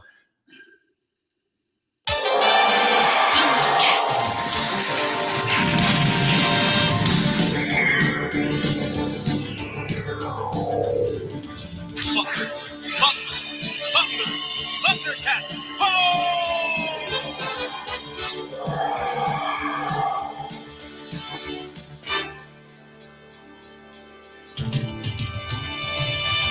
Thundercats are on the move. Thundercats are loose. Feel the magic, hear the roar. Thundercats are loose. Thunder, thunder, thunder, Thundercats. Thunder, thunder, thunder, Thundercats. Thunder, thunder, Thundercats. Thunder, thunder, thunder, Thundercats.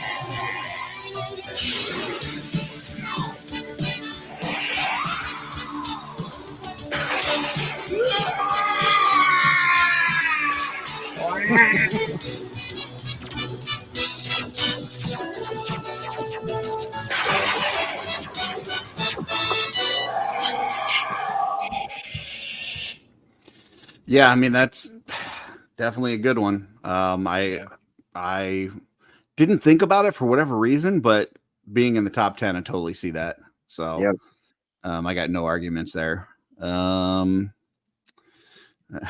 Let's see. Wonder how they came up with the lyrics. All right. Let's see. Okay. Just your average Thundercats. Okay. Yeah, I mean, good one. Got nothing else. Here we go. Number 6. G.I. Joe, a real American hero. So hard to believe that was only on for 3 seasons. Yeah, it's good though. Yeah. All right, well, let's hear some G.I. Joe.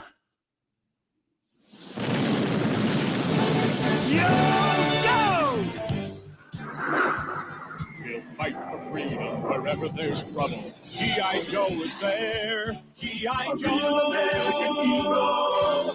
G.I. Joe is there. Wait, he's an American hero? When did that happen? Fighting to save the day. Unless you're over in Europe and then it's back, of course. He's always there. Fighting for freedom over land and air. G.I. Joe. G.I. Joe is there. G.I. Joe is the code name for America's daring, highly trained Special Mission Force. Its purpose, to defend human freedom against Cobra, a ruthless terrorist organization determined to rule the world. He never gives up. He'll stay till the fight's won. G.I. Joe will dare. G.I. Joe. G.I. Joe. Classic. Chris, I gotta go to you. Thoughts on this being number 6? So I agree it's a top 10 and it is fantastic, but still, as far as definitive song and opening, the nod goes to the 1987 movie opening, with Cobra. That to me is so much better than the cartoon opening. But the other thing too, it said it looked like it was 3 years. It's because they originally issued the 5-part miniseries, and they wanted to see how that did.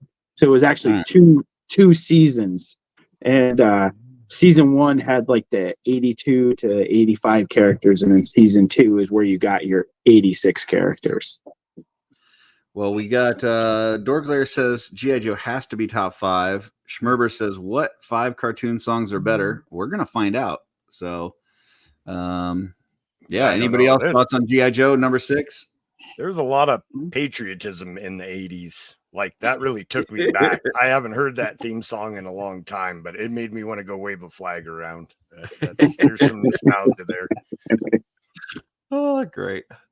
All right. Here we go. We're cracking the top 5, and we have got, don't have a video for it, but Teenage Mutant Ninja Turtles. You know what, Curtis? Can I say something? Yeah.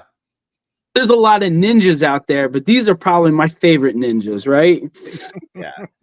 I mean, I really love the articulation on the Teenage Mutant Ninja Turtles. You know, they were very articulated ninjas for sure. And good guys, you know, they weren't asshats. So they only covered their eyes. They didn't have to cover their full face too, you know. Yeah. But yeah, I mean, Teenage Mutant Ninja Turtle, obviously very classic theme song. I remember when I first heard the theme song and saw the cartoon, I was like, what the heck am I watching? Like, okay, so they're teenagers and they're mutants and they're ninjas, but they're also turtles. Like what the heck is going on here? Like, this is crazy. But the theme song really lays it out for you on all the different personalities and everything. Yeah. And I think it does. It lays the groundwork for what the show is going to be, but it also is a catchy tune as well. So yeah, I'm good with this being number 5. Any problems, you guys, this being number 5? No, it's definitely a top 10. It's a good one. Yeah. Trevor says that Ninja Turtles were great figures. Bro, they're such good figures, bro. All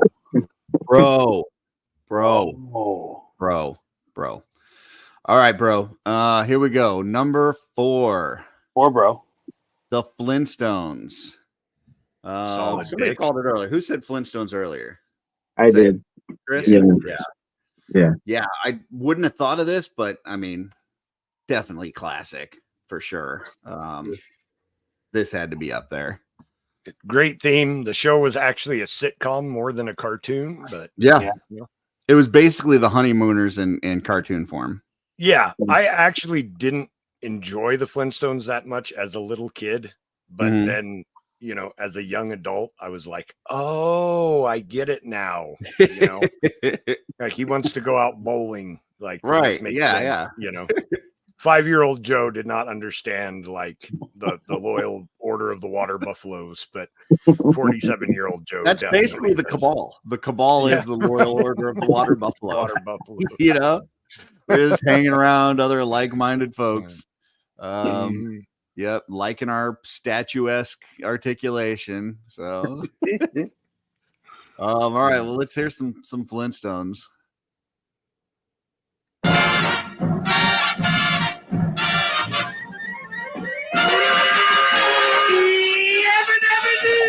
That's got to be the most relatable opening ever. Getting off work. They're a page right out of his story. That's right, with the family down the street, through the courtesy of Fritz and Pete. When you're with the Flintstones, have a yabba dabba do time, a dabba do time, you'll have a gay old time. Yeah, that's classic for sure. Yeah, so for sure. Yeah, no issues there. All right, here we go. We're down to Dork the bottom. Layer says that the Flintstones trained him to be a Married with Children fan. Guaisabase also says Honeymooners and cartoons. Yep. V-Duck says there's a guy in his neighborhood that runs barefooted. Okay. Tough guy. All right, we are in the top 3. So here we go. These are all ones, keep in mind, that are better than Darkwing Duck. Okay. And better than DuckTales. So here we go. Wow. Number 3, the Transformers. It's too high. Yeah. It's too high. Yeah. Thoughts, guys? Number 3, Transformers. Too high. I like the theme, but not at number 3. I mean, you know, it's a good theme. The robot in disguise and the you know, the voice manipulation and stuff. Like, it's a good theme, but I wouldn't have put it this high myself personally. It's very nostalgic, but have you guys ever noticed what I was talking about earlier, where it's like da-na-na, da-na-na-na-na, and then it like there is a part of it that literally sounds like the song got cut and chopped. Like, it just does not flow, especially on the outro. It just that was Soundwave. Yeah, just goofing, you know. All right. Well, let's take a listen and see if we got what Chris is talking about. It says it's got intro and outro. So here we go.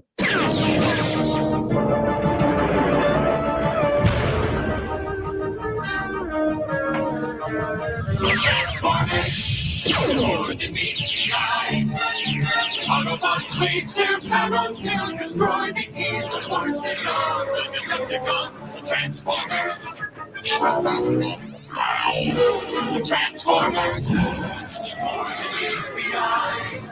Transformers. All right, do the outro. Do the outro.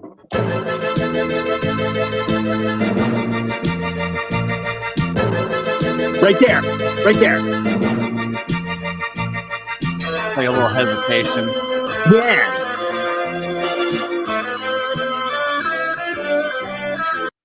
Yeah, I mean, that has drove me insane for 35, 40 years. I'm like, somebody fix the audio on that. I remember thinking that as a kid. I'd be like, there's something wrong with the TV.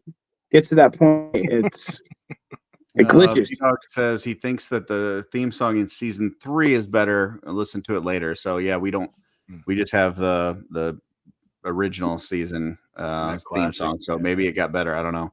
I mean, listen, there's only 2 left. I've got 5 on my list that I'm surprised have not shown up, and I don't think they're going to be here in these next 2. So yeah. What's on your list? What are those 5? I've got Muppet Babies. That's a good one. Justice League Unlimited. And that one for me, I know it's just kind of instrumental, but when I see like somebody that has like a Justice League setup or something, like I'm scrolling through Instagram, when I see it, the theme song runs through my head. Like it's that ingrained in seeing those figures that theme song hits. Silverhawks, no big surprise there. I love the Silverhawks. I think that's top 5. And then I've got Chip and Dale Rescue Rangers and Tailspin. So, Tailspin definitely would have been high on my list. Yeah. So I don't know. Maybe some of them show up here in the next 2, but definitely not all of them are going to show up in the next 2. So, right. You guys got any so far that you're surprised you haven't seen? Tailspin. Yeah. Yeah. Gummy bears. Just Gummy like bears. I thought it would be like Gummy number bears. Yeah. 2. Yeah. So. Okay. All right. Well, let's see. Let's see what we got for number 2. Here we go. Scooby-Doo. Yeah. There we go. I mean, I get it. Classic. So many years, all the way from the 60s till now. There's been definitely different iterations, and that theme song holds true. So I don't know. Thoughts on Scooby-Doo? Yeah, I'm okay with Scooby-Doo at 2. I mean, I probably wouldn't put it there, but I could totally see why it's there. Yeah, I agree. I see the importance of it to put it at 2. For me personally, it would not be there. It wouldn't even be in the top 10. But let's be top 20 for sure. Let's give it a little whirl.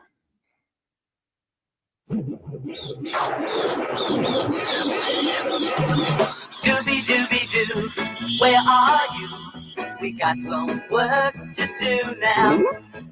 Scooby-Dooby-Doo, where are you? We need some help from you now.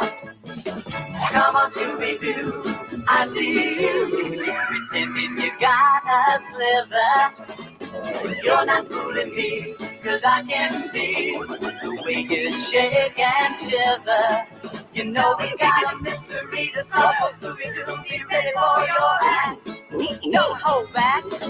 And Scooby-Doo, if you come through, you're gonna have yourself a Scooby snack. Scooby-Dooby-Doo, here are you. You're ready and you're willing. If we can count on you, Scooby-Doo, I know we'll catch that feeling. All right. I'll admit when I'm wrong. That definitely deserves to be in the top 5. Yeah, that's super classic. Yeah, that's good. It I don't know. Even when you listen to it, it's even better than what you thought it was. Yeah. Well, I'm gonna go to the chat before we look at number 1, because we had quite a few comments that came in when I was reading off that list. Dorklayer said gummy bears. Trevor said Scooby-Doo has number 1.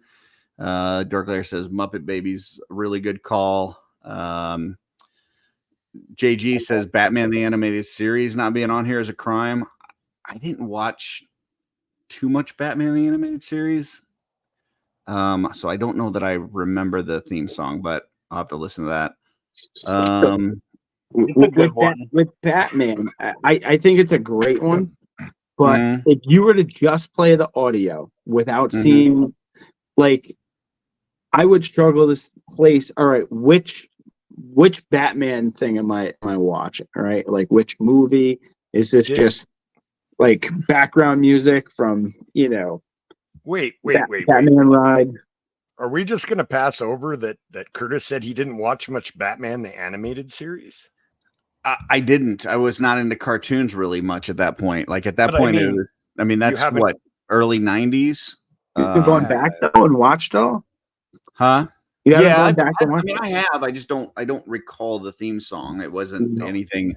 I think by the time I watched it, I think I was fast forwarding past the theme song. And maybe that's a crime. I don't know. I know Jesse fast forwards past the X-Men, the animated series theme song, and he got a lot of hate mail for that. Let's see. Kevin says Muppet Babies is number 1. Number 1 is obvious. Maybe. If not, then it means it didn't make their whole list of 40, which I think is crazy. Let's see what else. TJ Williams said Scooby-Doo has to be number one. It was not. Sorry. Kevin Hamilton says don't remember Tailspin, but I remember DuckTales and Chip and Dale. Tailspin's a good one too. Maybe we'll go back and listen to some of these other ones. V-Dog says He-Man. I don't think it's going to be He-Man.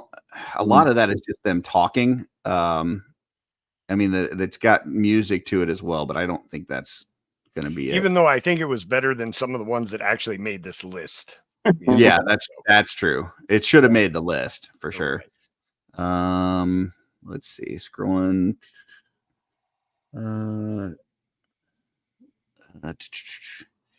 If He-Man's number one, something's wrong. Not a bad song, but not number one. Yeah, I would agree. Kevin says Simpsons number one. You did miss the Simpsons. That was on earlier. Okay, here we go. Number one. Drum roll, please.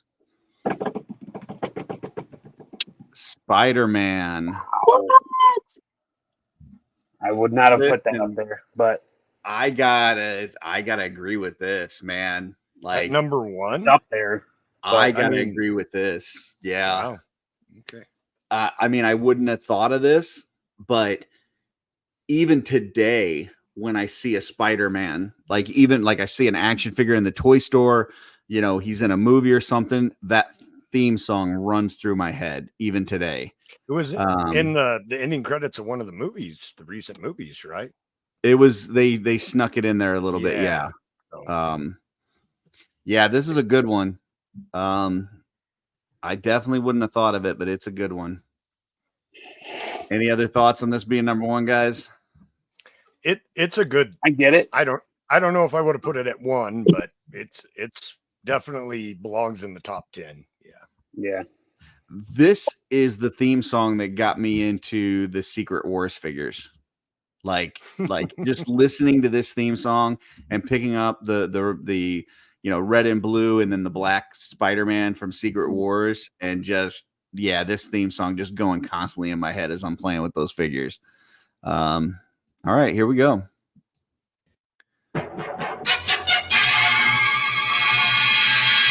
Hello.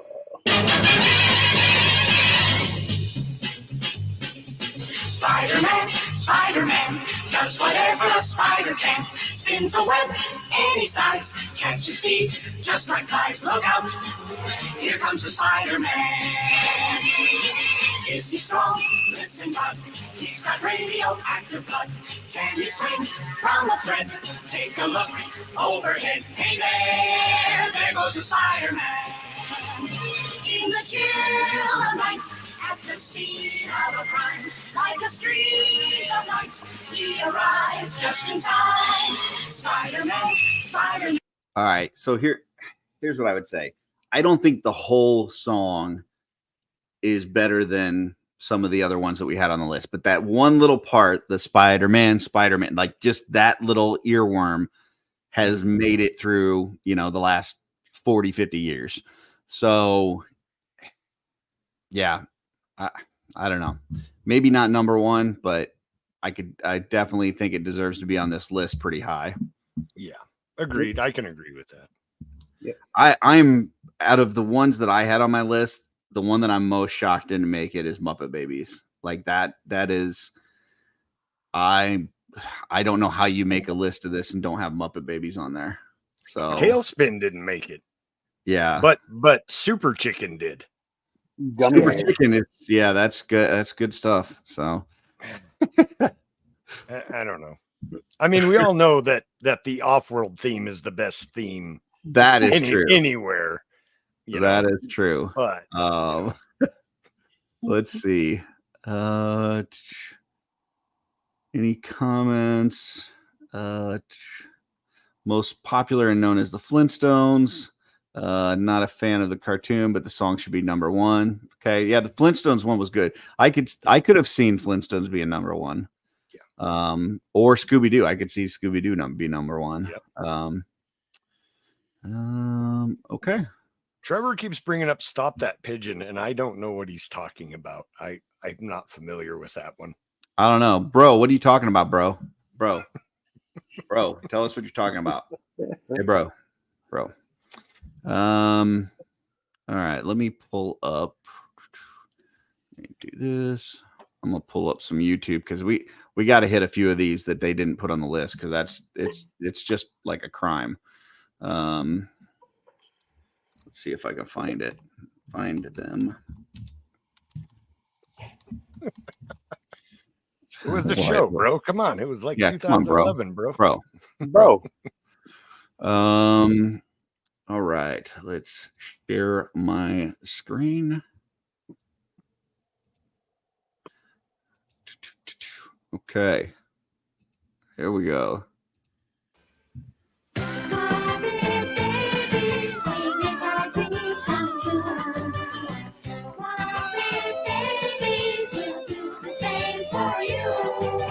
When you room looks kind of weird and you wish that you weren't there. Just close your eyes and make believe, and you can be anywhere. I like it. I like bananas. I love great jokes. I'm a mobile. I've got my computer. I can play the piano. Yeah, I mean that's that's awesome. That should have been on there. What else did we say? You said Tailspin. Tailspin, definitely. Hold on. Yeah, let's do Tailspin. Oh, come on, man. Why you doing? Come on, why you getting weird on me? Come on, bro. Original Muppet Babies is really hard to find online, to watch because of all the rights issues. Okay, here we go.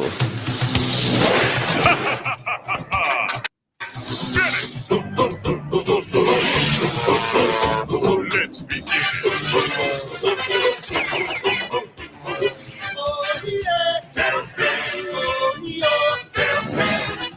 Friends for life, we dig them down with another tailspin.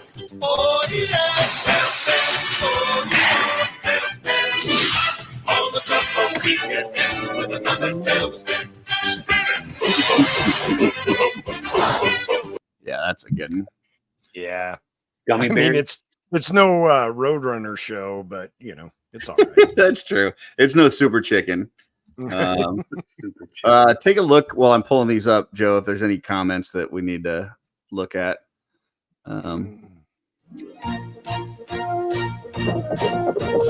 Dashing and daring, courageous and caring, faithful and friendly, with stories to share. All through the forest they sing out in chorus, marching along as their song fills the air. Gummy bears bouncing here and there and everywhere. High adventure that's beyond compare. They are the gummy bears.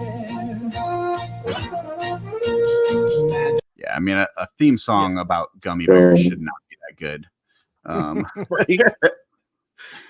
What else we got, guys? Rescue Rangers. Yeah. Yeah, that one's a surprise.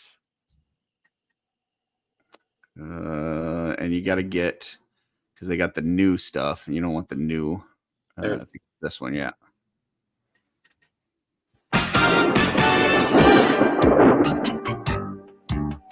Sometimes some crimes go slipping through the cracks, but these two gumshoes are picking up the slack. There's no case too big, no case too small. When you need help, just call Bandale. Rescue Rangers. Bandale. When there's danger, you'll know it never fails. Once they're involved, somehow whatever's wrong gets solved. Bandale. Rescue Rangers. Bandale. When there's danger, you'll know it never fails. They'll take the lead and find the ways and whys and who's. Bandale. Rescue Rangers.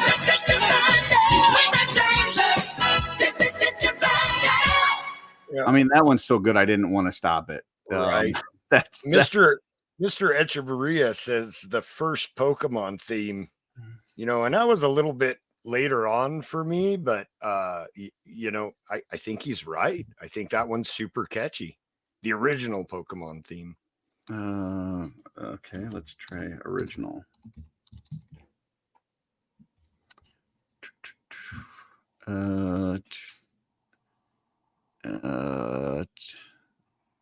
Is this no? I don't know which one's the original. Is it just opening one? I don't know. Opening one remastered. Okay, let's try it.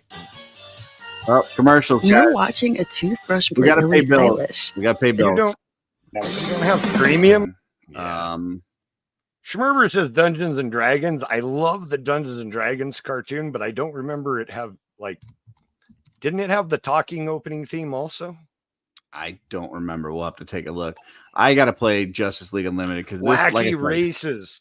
When I see figures, like this is what hits me. So I just want to play this one.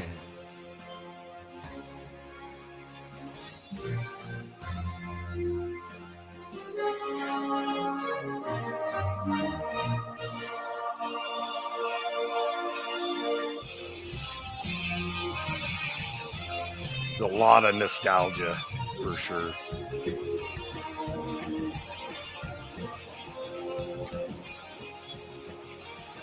I walk down the toy aisle and I see McFarlane figures, and this is what I hear. Like, yeah.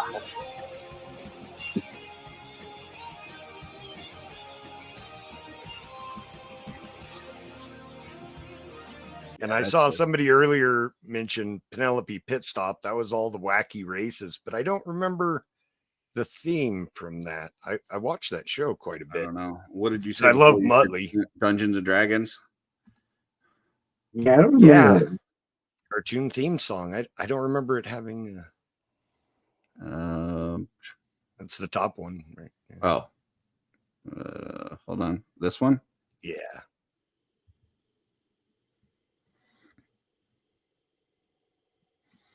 Is it? Hey, look! A Dungeons and Dragons ride!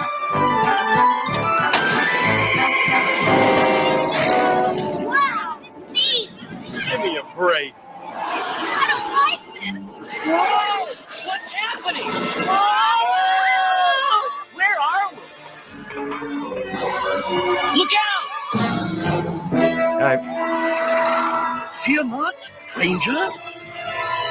I mean, it's a whole bunch of awesomeness, but I wouldn't exactly call this a theme song. No. Cavalier No. and acrobat. Yeah, I gotta disagree on that one. Do Batman the animated series. Batman.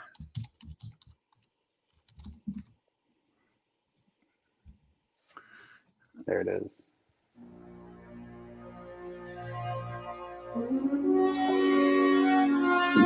That sounds like Tim Burton Batman right there. Yeah.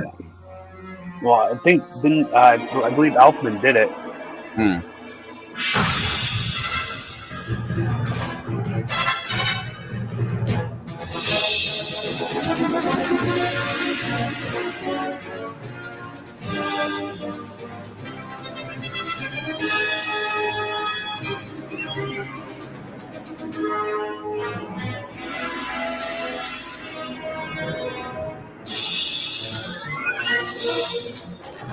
It's all right. I think Justice Gargoyles League should be on. better. Should have been 2 on there.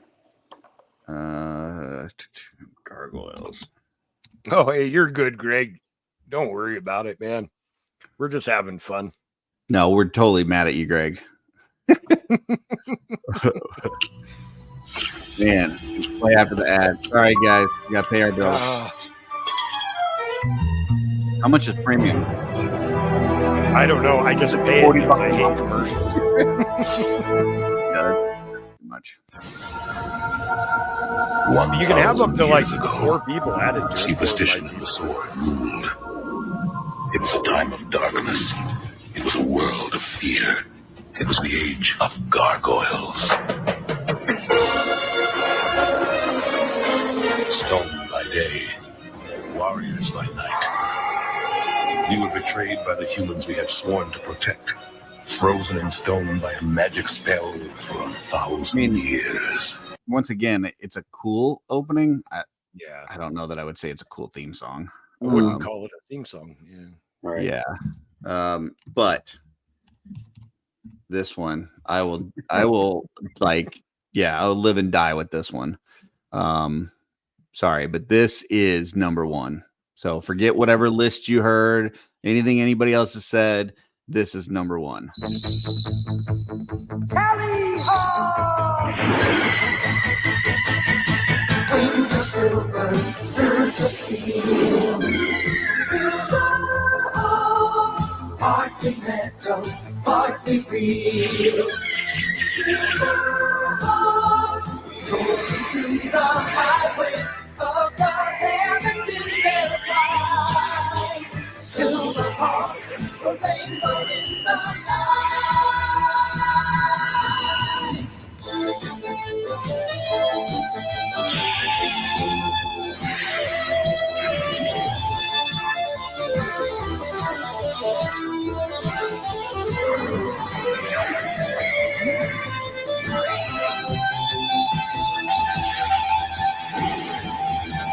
Wings of silver, birds of steel.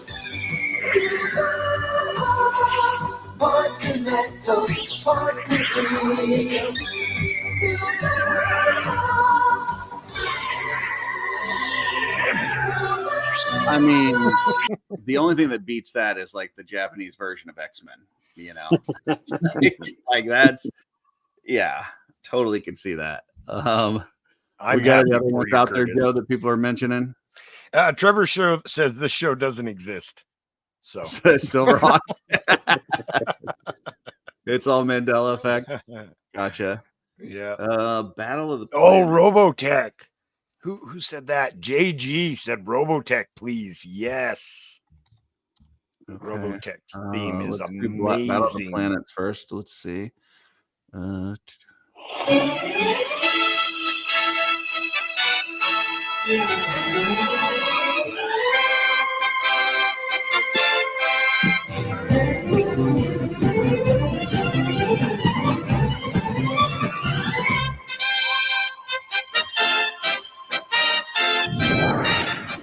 Isn't this the Super Friends theme?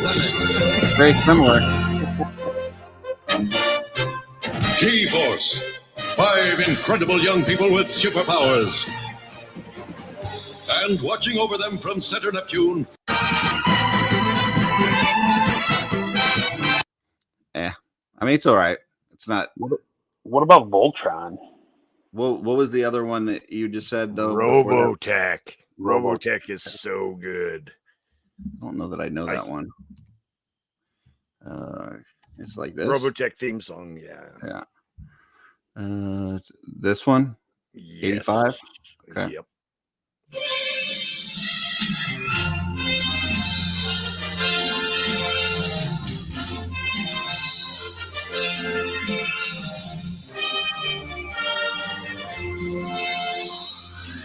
Wow. I haven't listened to this in forever. Just hearing it makes me happy.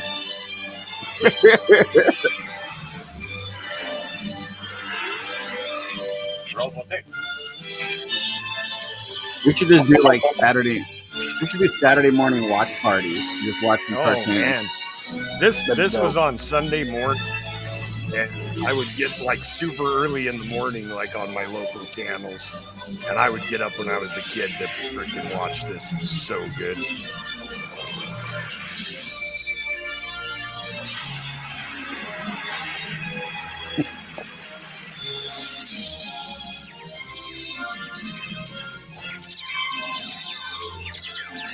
Part of what makes this theme go like classic, though, is that they would play the crescendo during exciting moments in the show. So it wasn't just the theme, like when the heroes were swooping in to like save the day, it would play that, you know, that horn crescendo, and ooh, goosebumps. Yeah, that was a good pick, JG. Thank you. I don't know that I remember the Batman Beyond theme, but oh yeah, that was a good one. Garfield is the #1 movie in the world. Sorry, folks. Sorry. Now that's amazing. I can't.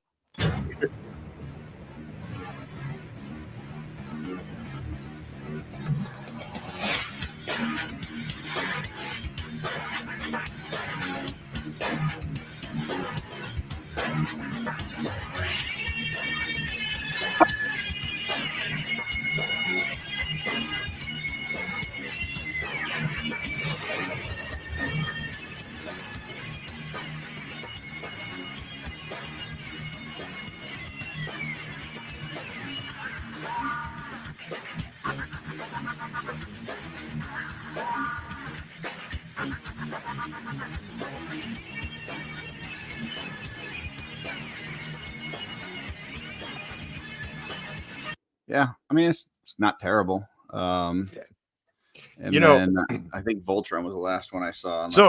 So before you play Voltron, Voltron and Bionic 6 is very interesting for me because I never watched them at home.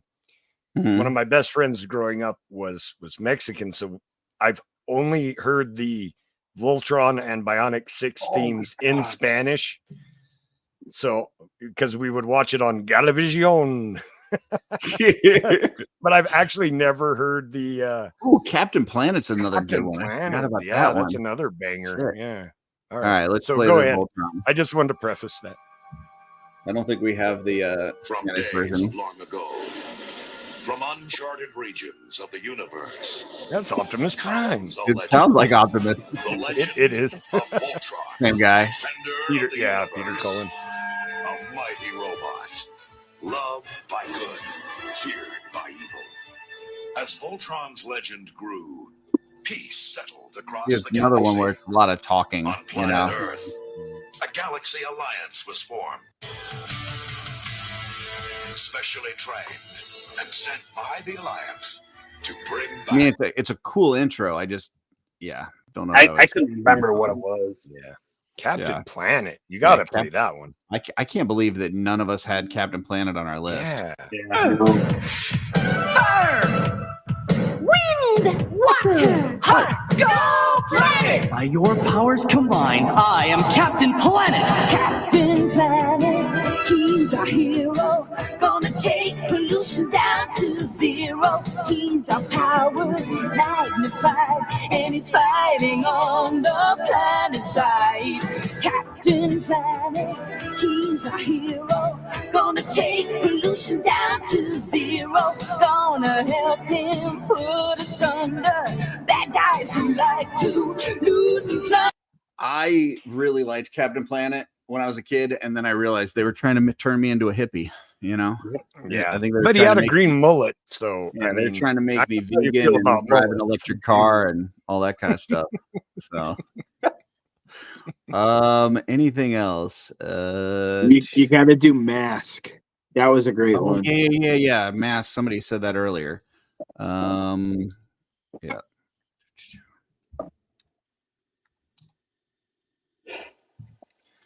Not MASH. No. Yeah, we definitely don't need to do that. All right, here we go.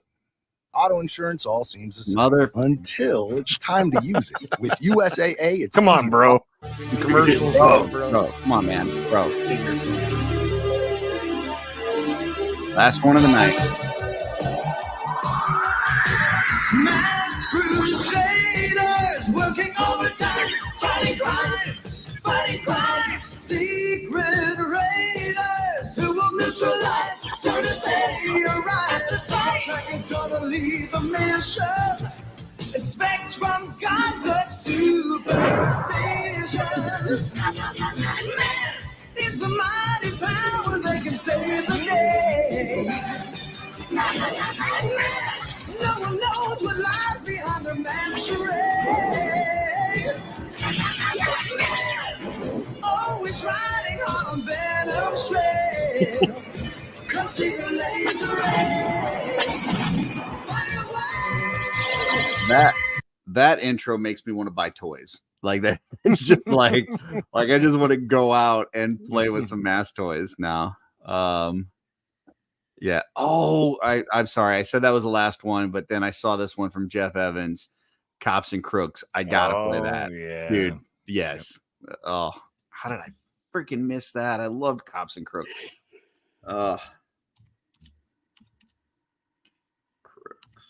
Wasn't there a cartoon called like Nintendo Power or something like that? Yes, it was. What was it? Shit, I can't remember. Was that the Captain Power? Captain, right? yeah, something like that. No, Captain Power was something else. No, it was like Captain. It was like Captain Nintendo. It was something like that, like Captain N or something. Oh, Captain N, yeah. Cops, Central Organization of Police Specialists. Heck yeah.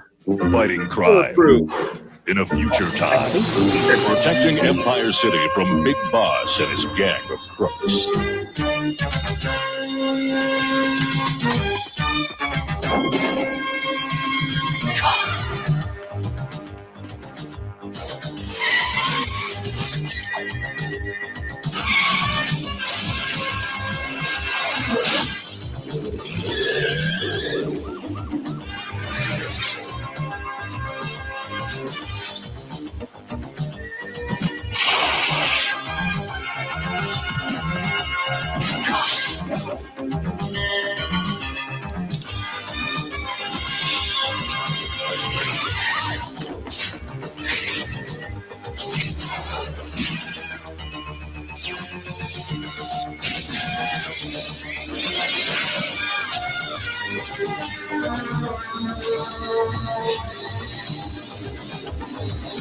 Man, that was such an awesome toy line and a cartoon, man. I love that cartoon. Isn't Ramen Toys redoing those? The Are toys? they? Unofficially. I didn't hear that if they are. But they're 4-inch scale and they're not officially mask. So I think he had to change it to Machina or something like that, if I recall. But he did the red Camaro in like 2 different schemes, and now he's got a Porsche 928 that turns into like a submarine that I guess came later in the line. But Hasbro should totally do something with mask. Kids would buy them. Oh, you guys were talking about Ramen doing mask. I thought you were talking about him doing cops. I'm sorry. No, yeah, I was talking about Cops. Yeah, I haven't seen anything with cops. No, I haven't If they seen did that. I'd be all over it though. I want to say cops aren't super popular right now. Well, it's cops and crooks, so you could be the crooks too. All right, guys, we're gonna close this out with this week in theaters. So let's hit our random number generator. So, folks, if you're just watching for the first time, we are traveling back in time. We're gonna take our little time machine. We're gonna hit it here. It's gonna tell us what year we're gonna land on. And we are going to walk into a movie theater. There's going to be 10 movies at the theater. It's the top 10 from that week. And we can pick one movie to see. We are not the age we were at that year. We're the age we are now. We're traveling back in time. And we are going to 1982. Year out. Right. Here we go. Weekly 1982. And we are going to October 7th. Right here. All right, here we go. Number 1 at the box office. Star Trek II, The Wrath of Khan. With the assistance of the Enterprise crew, Admiral Kirk must stop an old nemesis, Khan Noonien Singh, from using the life-generating Genesis device as an ultimate weapon. Then we've got Rocky 3. Rocky faces the ultimate challenge from a powerful new contender and must turn to a former rival to help regain his throne as the undisputed fighting champion. Got Poltergeist. Family's home is haunted by a host of demonic ghosts. Hanky Panky.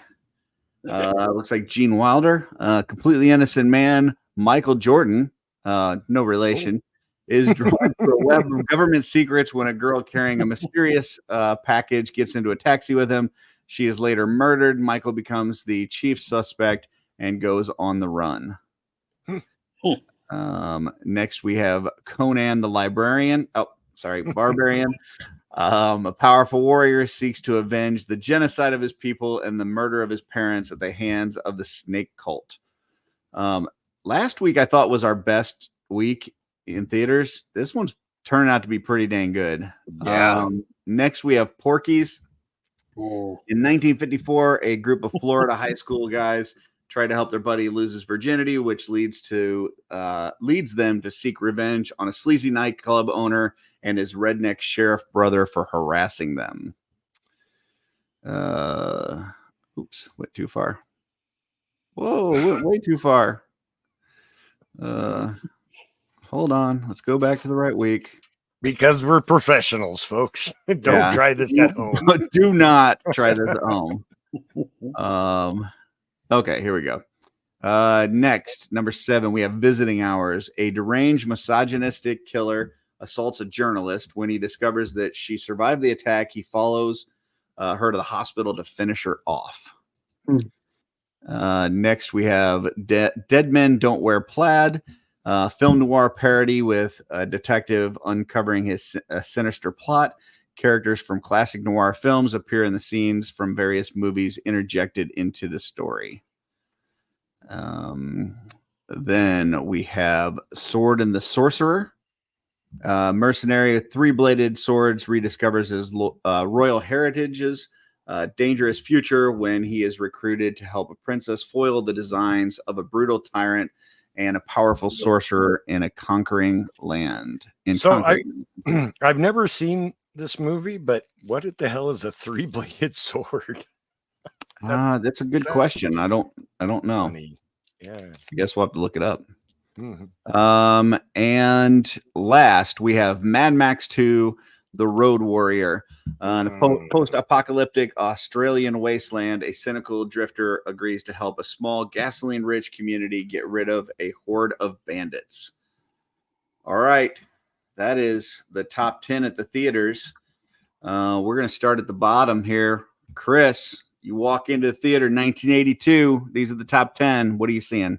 I'm seeing Conan the Barbarian. That's a good movie. I haven't seen it in a long time, so that's where I'm going. Awesome. Yeah, and definitely not a bad choice. That's the first one, right? Destroyer's the second. Yeah. That's good. Plus, that's the one with nudity. So good job, Chris. That's where it's at.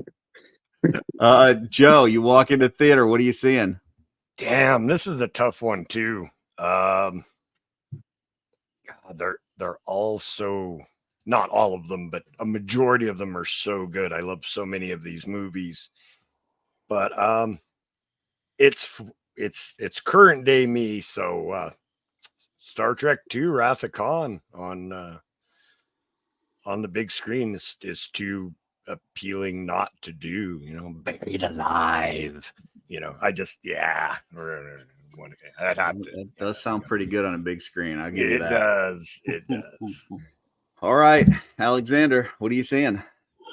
Oh, it'd be between Conan and Porky's, probably. And I'd probably pick Conan. All right. So we got 2 for Conan. We've got 1 for Star Trek II: Wrath of Khan. Man, this is tough. Conan's definitely up there. Rocky 3 would be good to see on a big screen. I think Star Trek would be good to see on a big screen. TJ brought up Poltergeist. I love Poltergeist. It's a fantastic movie. Yeah. Mad Max. I gotta throw a curveball here, and I'm gonna go see Hanky Panky. Wow. I love Gene Wilder, and I don't know that I've seen this movie, but it sounds funny. It sounds like there could be some hijinks involved. Gene Wilder and hijinks sounds like a fun time. I've seen all the other ones a billion times, and although seeing them on a big screen sounds like fun, I think I would walk into Hanky Panky. So, wow. All right. Respectful. Yeah. In fact, I'm gonna add that to the list, and I'm gonna have to watch that because it sounds interesting. And I'll be honest, I've never seen Mad Max 2, The Road Warrior. So I may have Really? Yeah. That's very 80s. Okay. I don't know that I've seen the first one. I don't think I've seen either of the first two movies. What? You're blowing my mind here, Curtis. I'm sorry. You better put those two on your list, bro. It just they looked like movies that didn't hold up over time. I could be wrong, but that might be true, but I still think they're worth a watch. I don't know. Okay. I enjoy them to this day, but all right. Well, they're on the list. All right. Let's see what the chat. I wouldn't want to has have to attack the three-bladed sword for that. Yeah, you definitely want to go against three-bladed sword. Kevin says best Star Trek. I agree with that. Trevor gives us his best Con. Dude, those earworms are so freaking gross. Oh my god. Yeah, it gives me the willies. Trevor says Hanky Panky was funny if he remembers right. So yeah, I think it sounds like some good hijinks. JG said should be a landslide for Conan. Well, we did have 2 for Conan and only 1 for the other, so I guess that's a landslide. Kevin says if I'm 14, I'm picking Porky's. Well, yeah. Understood. Probably into my late 20s, to be honest. Trevor says Dead Man Don't Wear Plaid was funny too. So maybe another interesting one to watch. And he also said, oh, fuck yeah, Road Warrior all day. Let's see. Steph said she had to cover her eyes for Porky's. TJ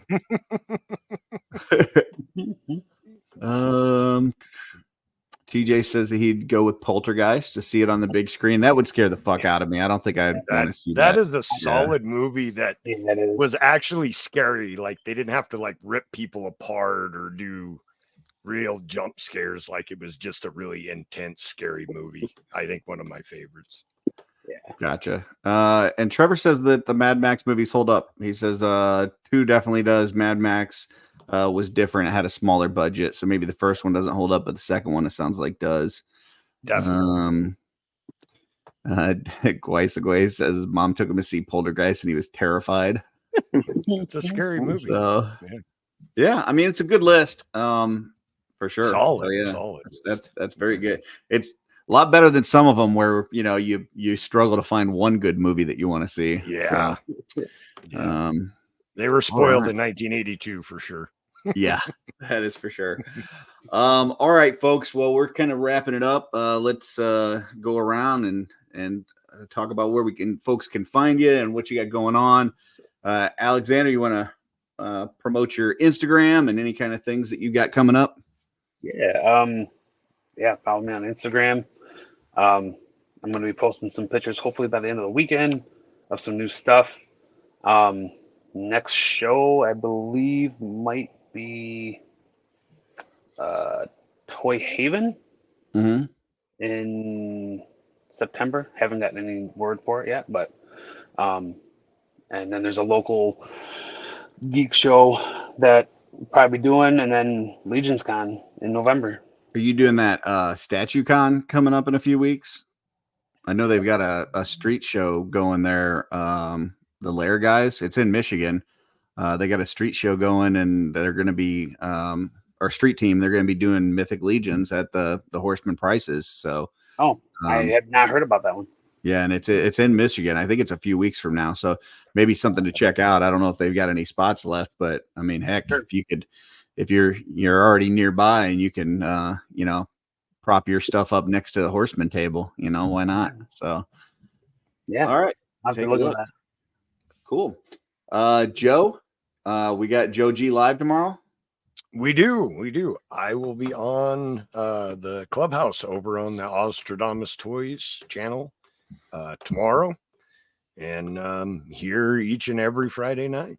Those guys are going to be amazed when they see you, fully like clear and everything. Just what's funny is that those guys totally humor me. Yeah. Like for the longest time, I had no idea that I was fuzzy.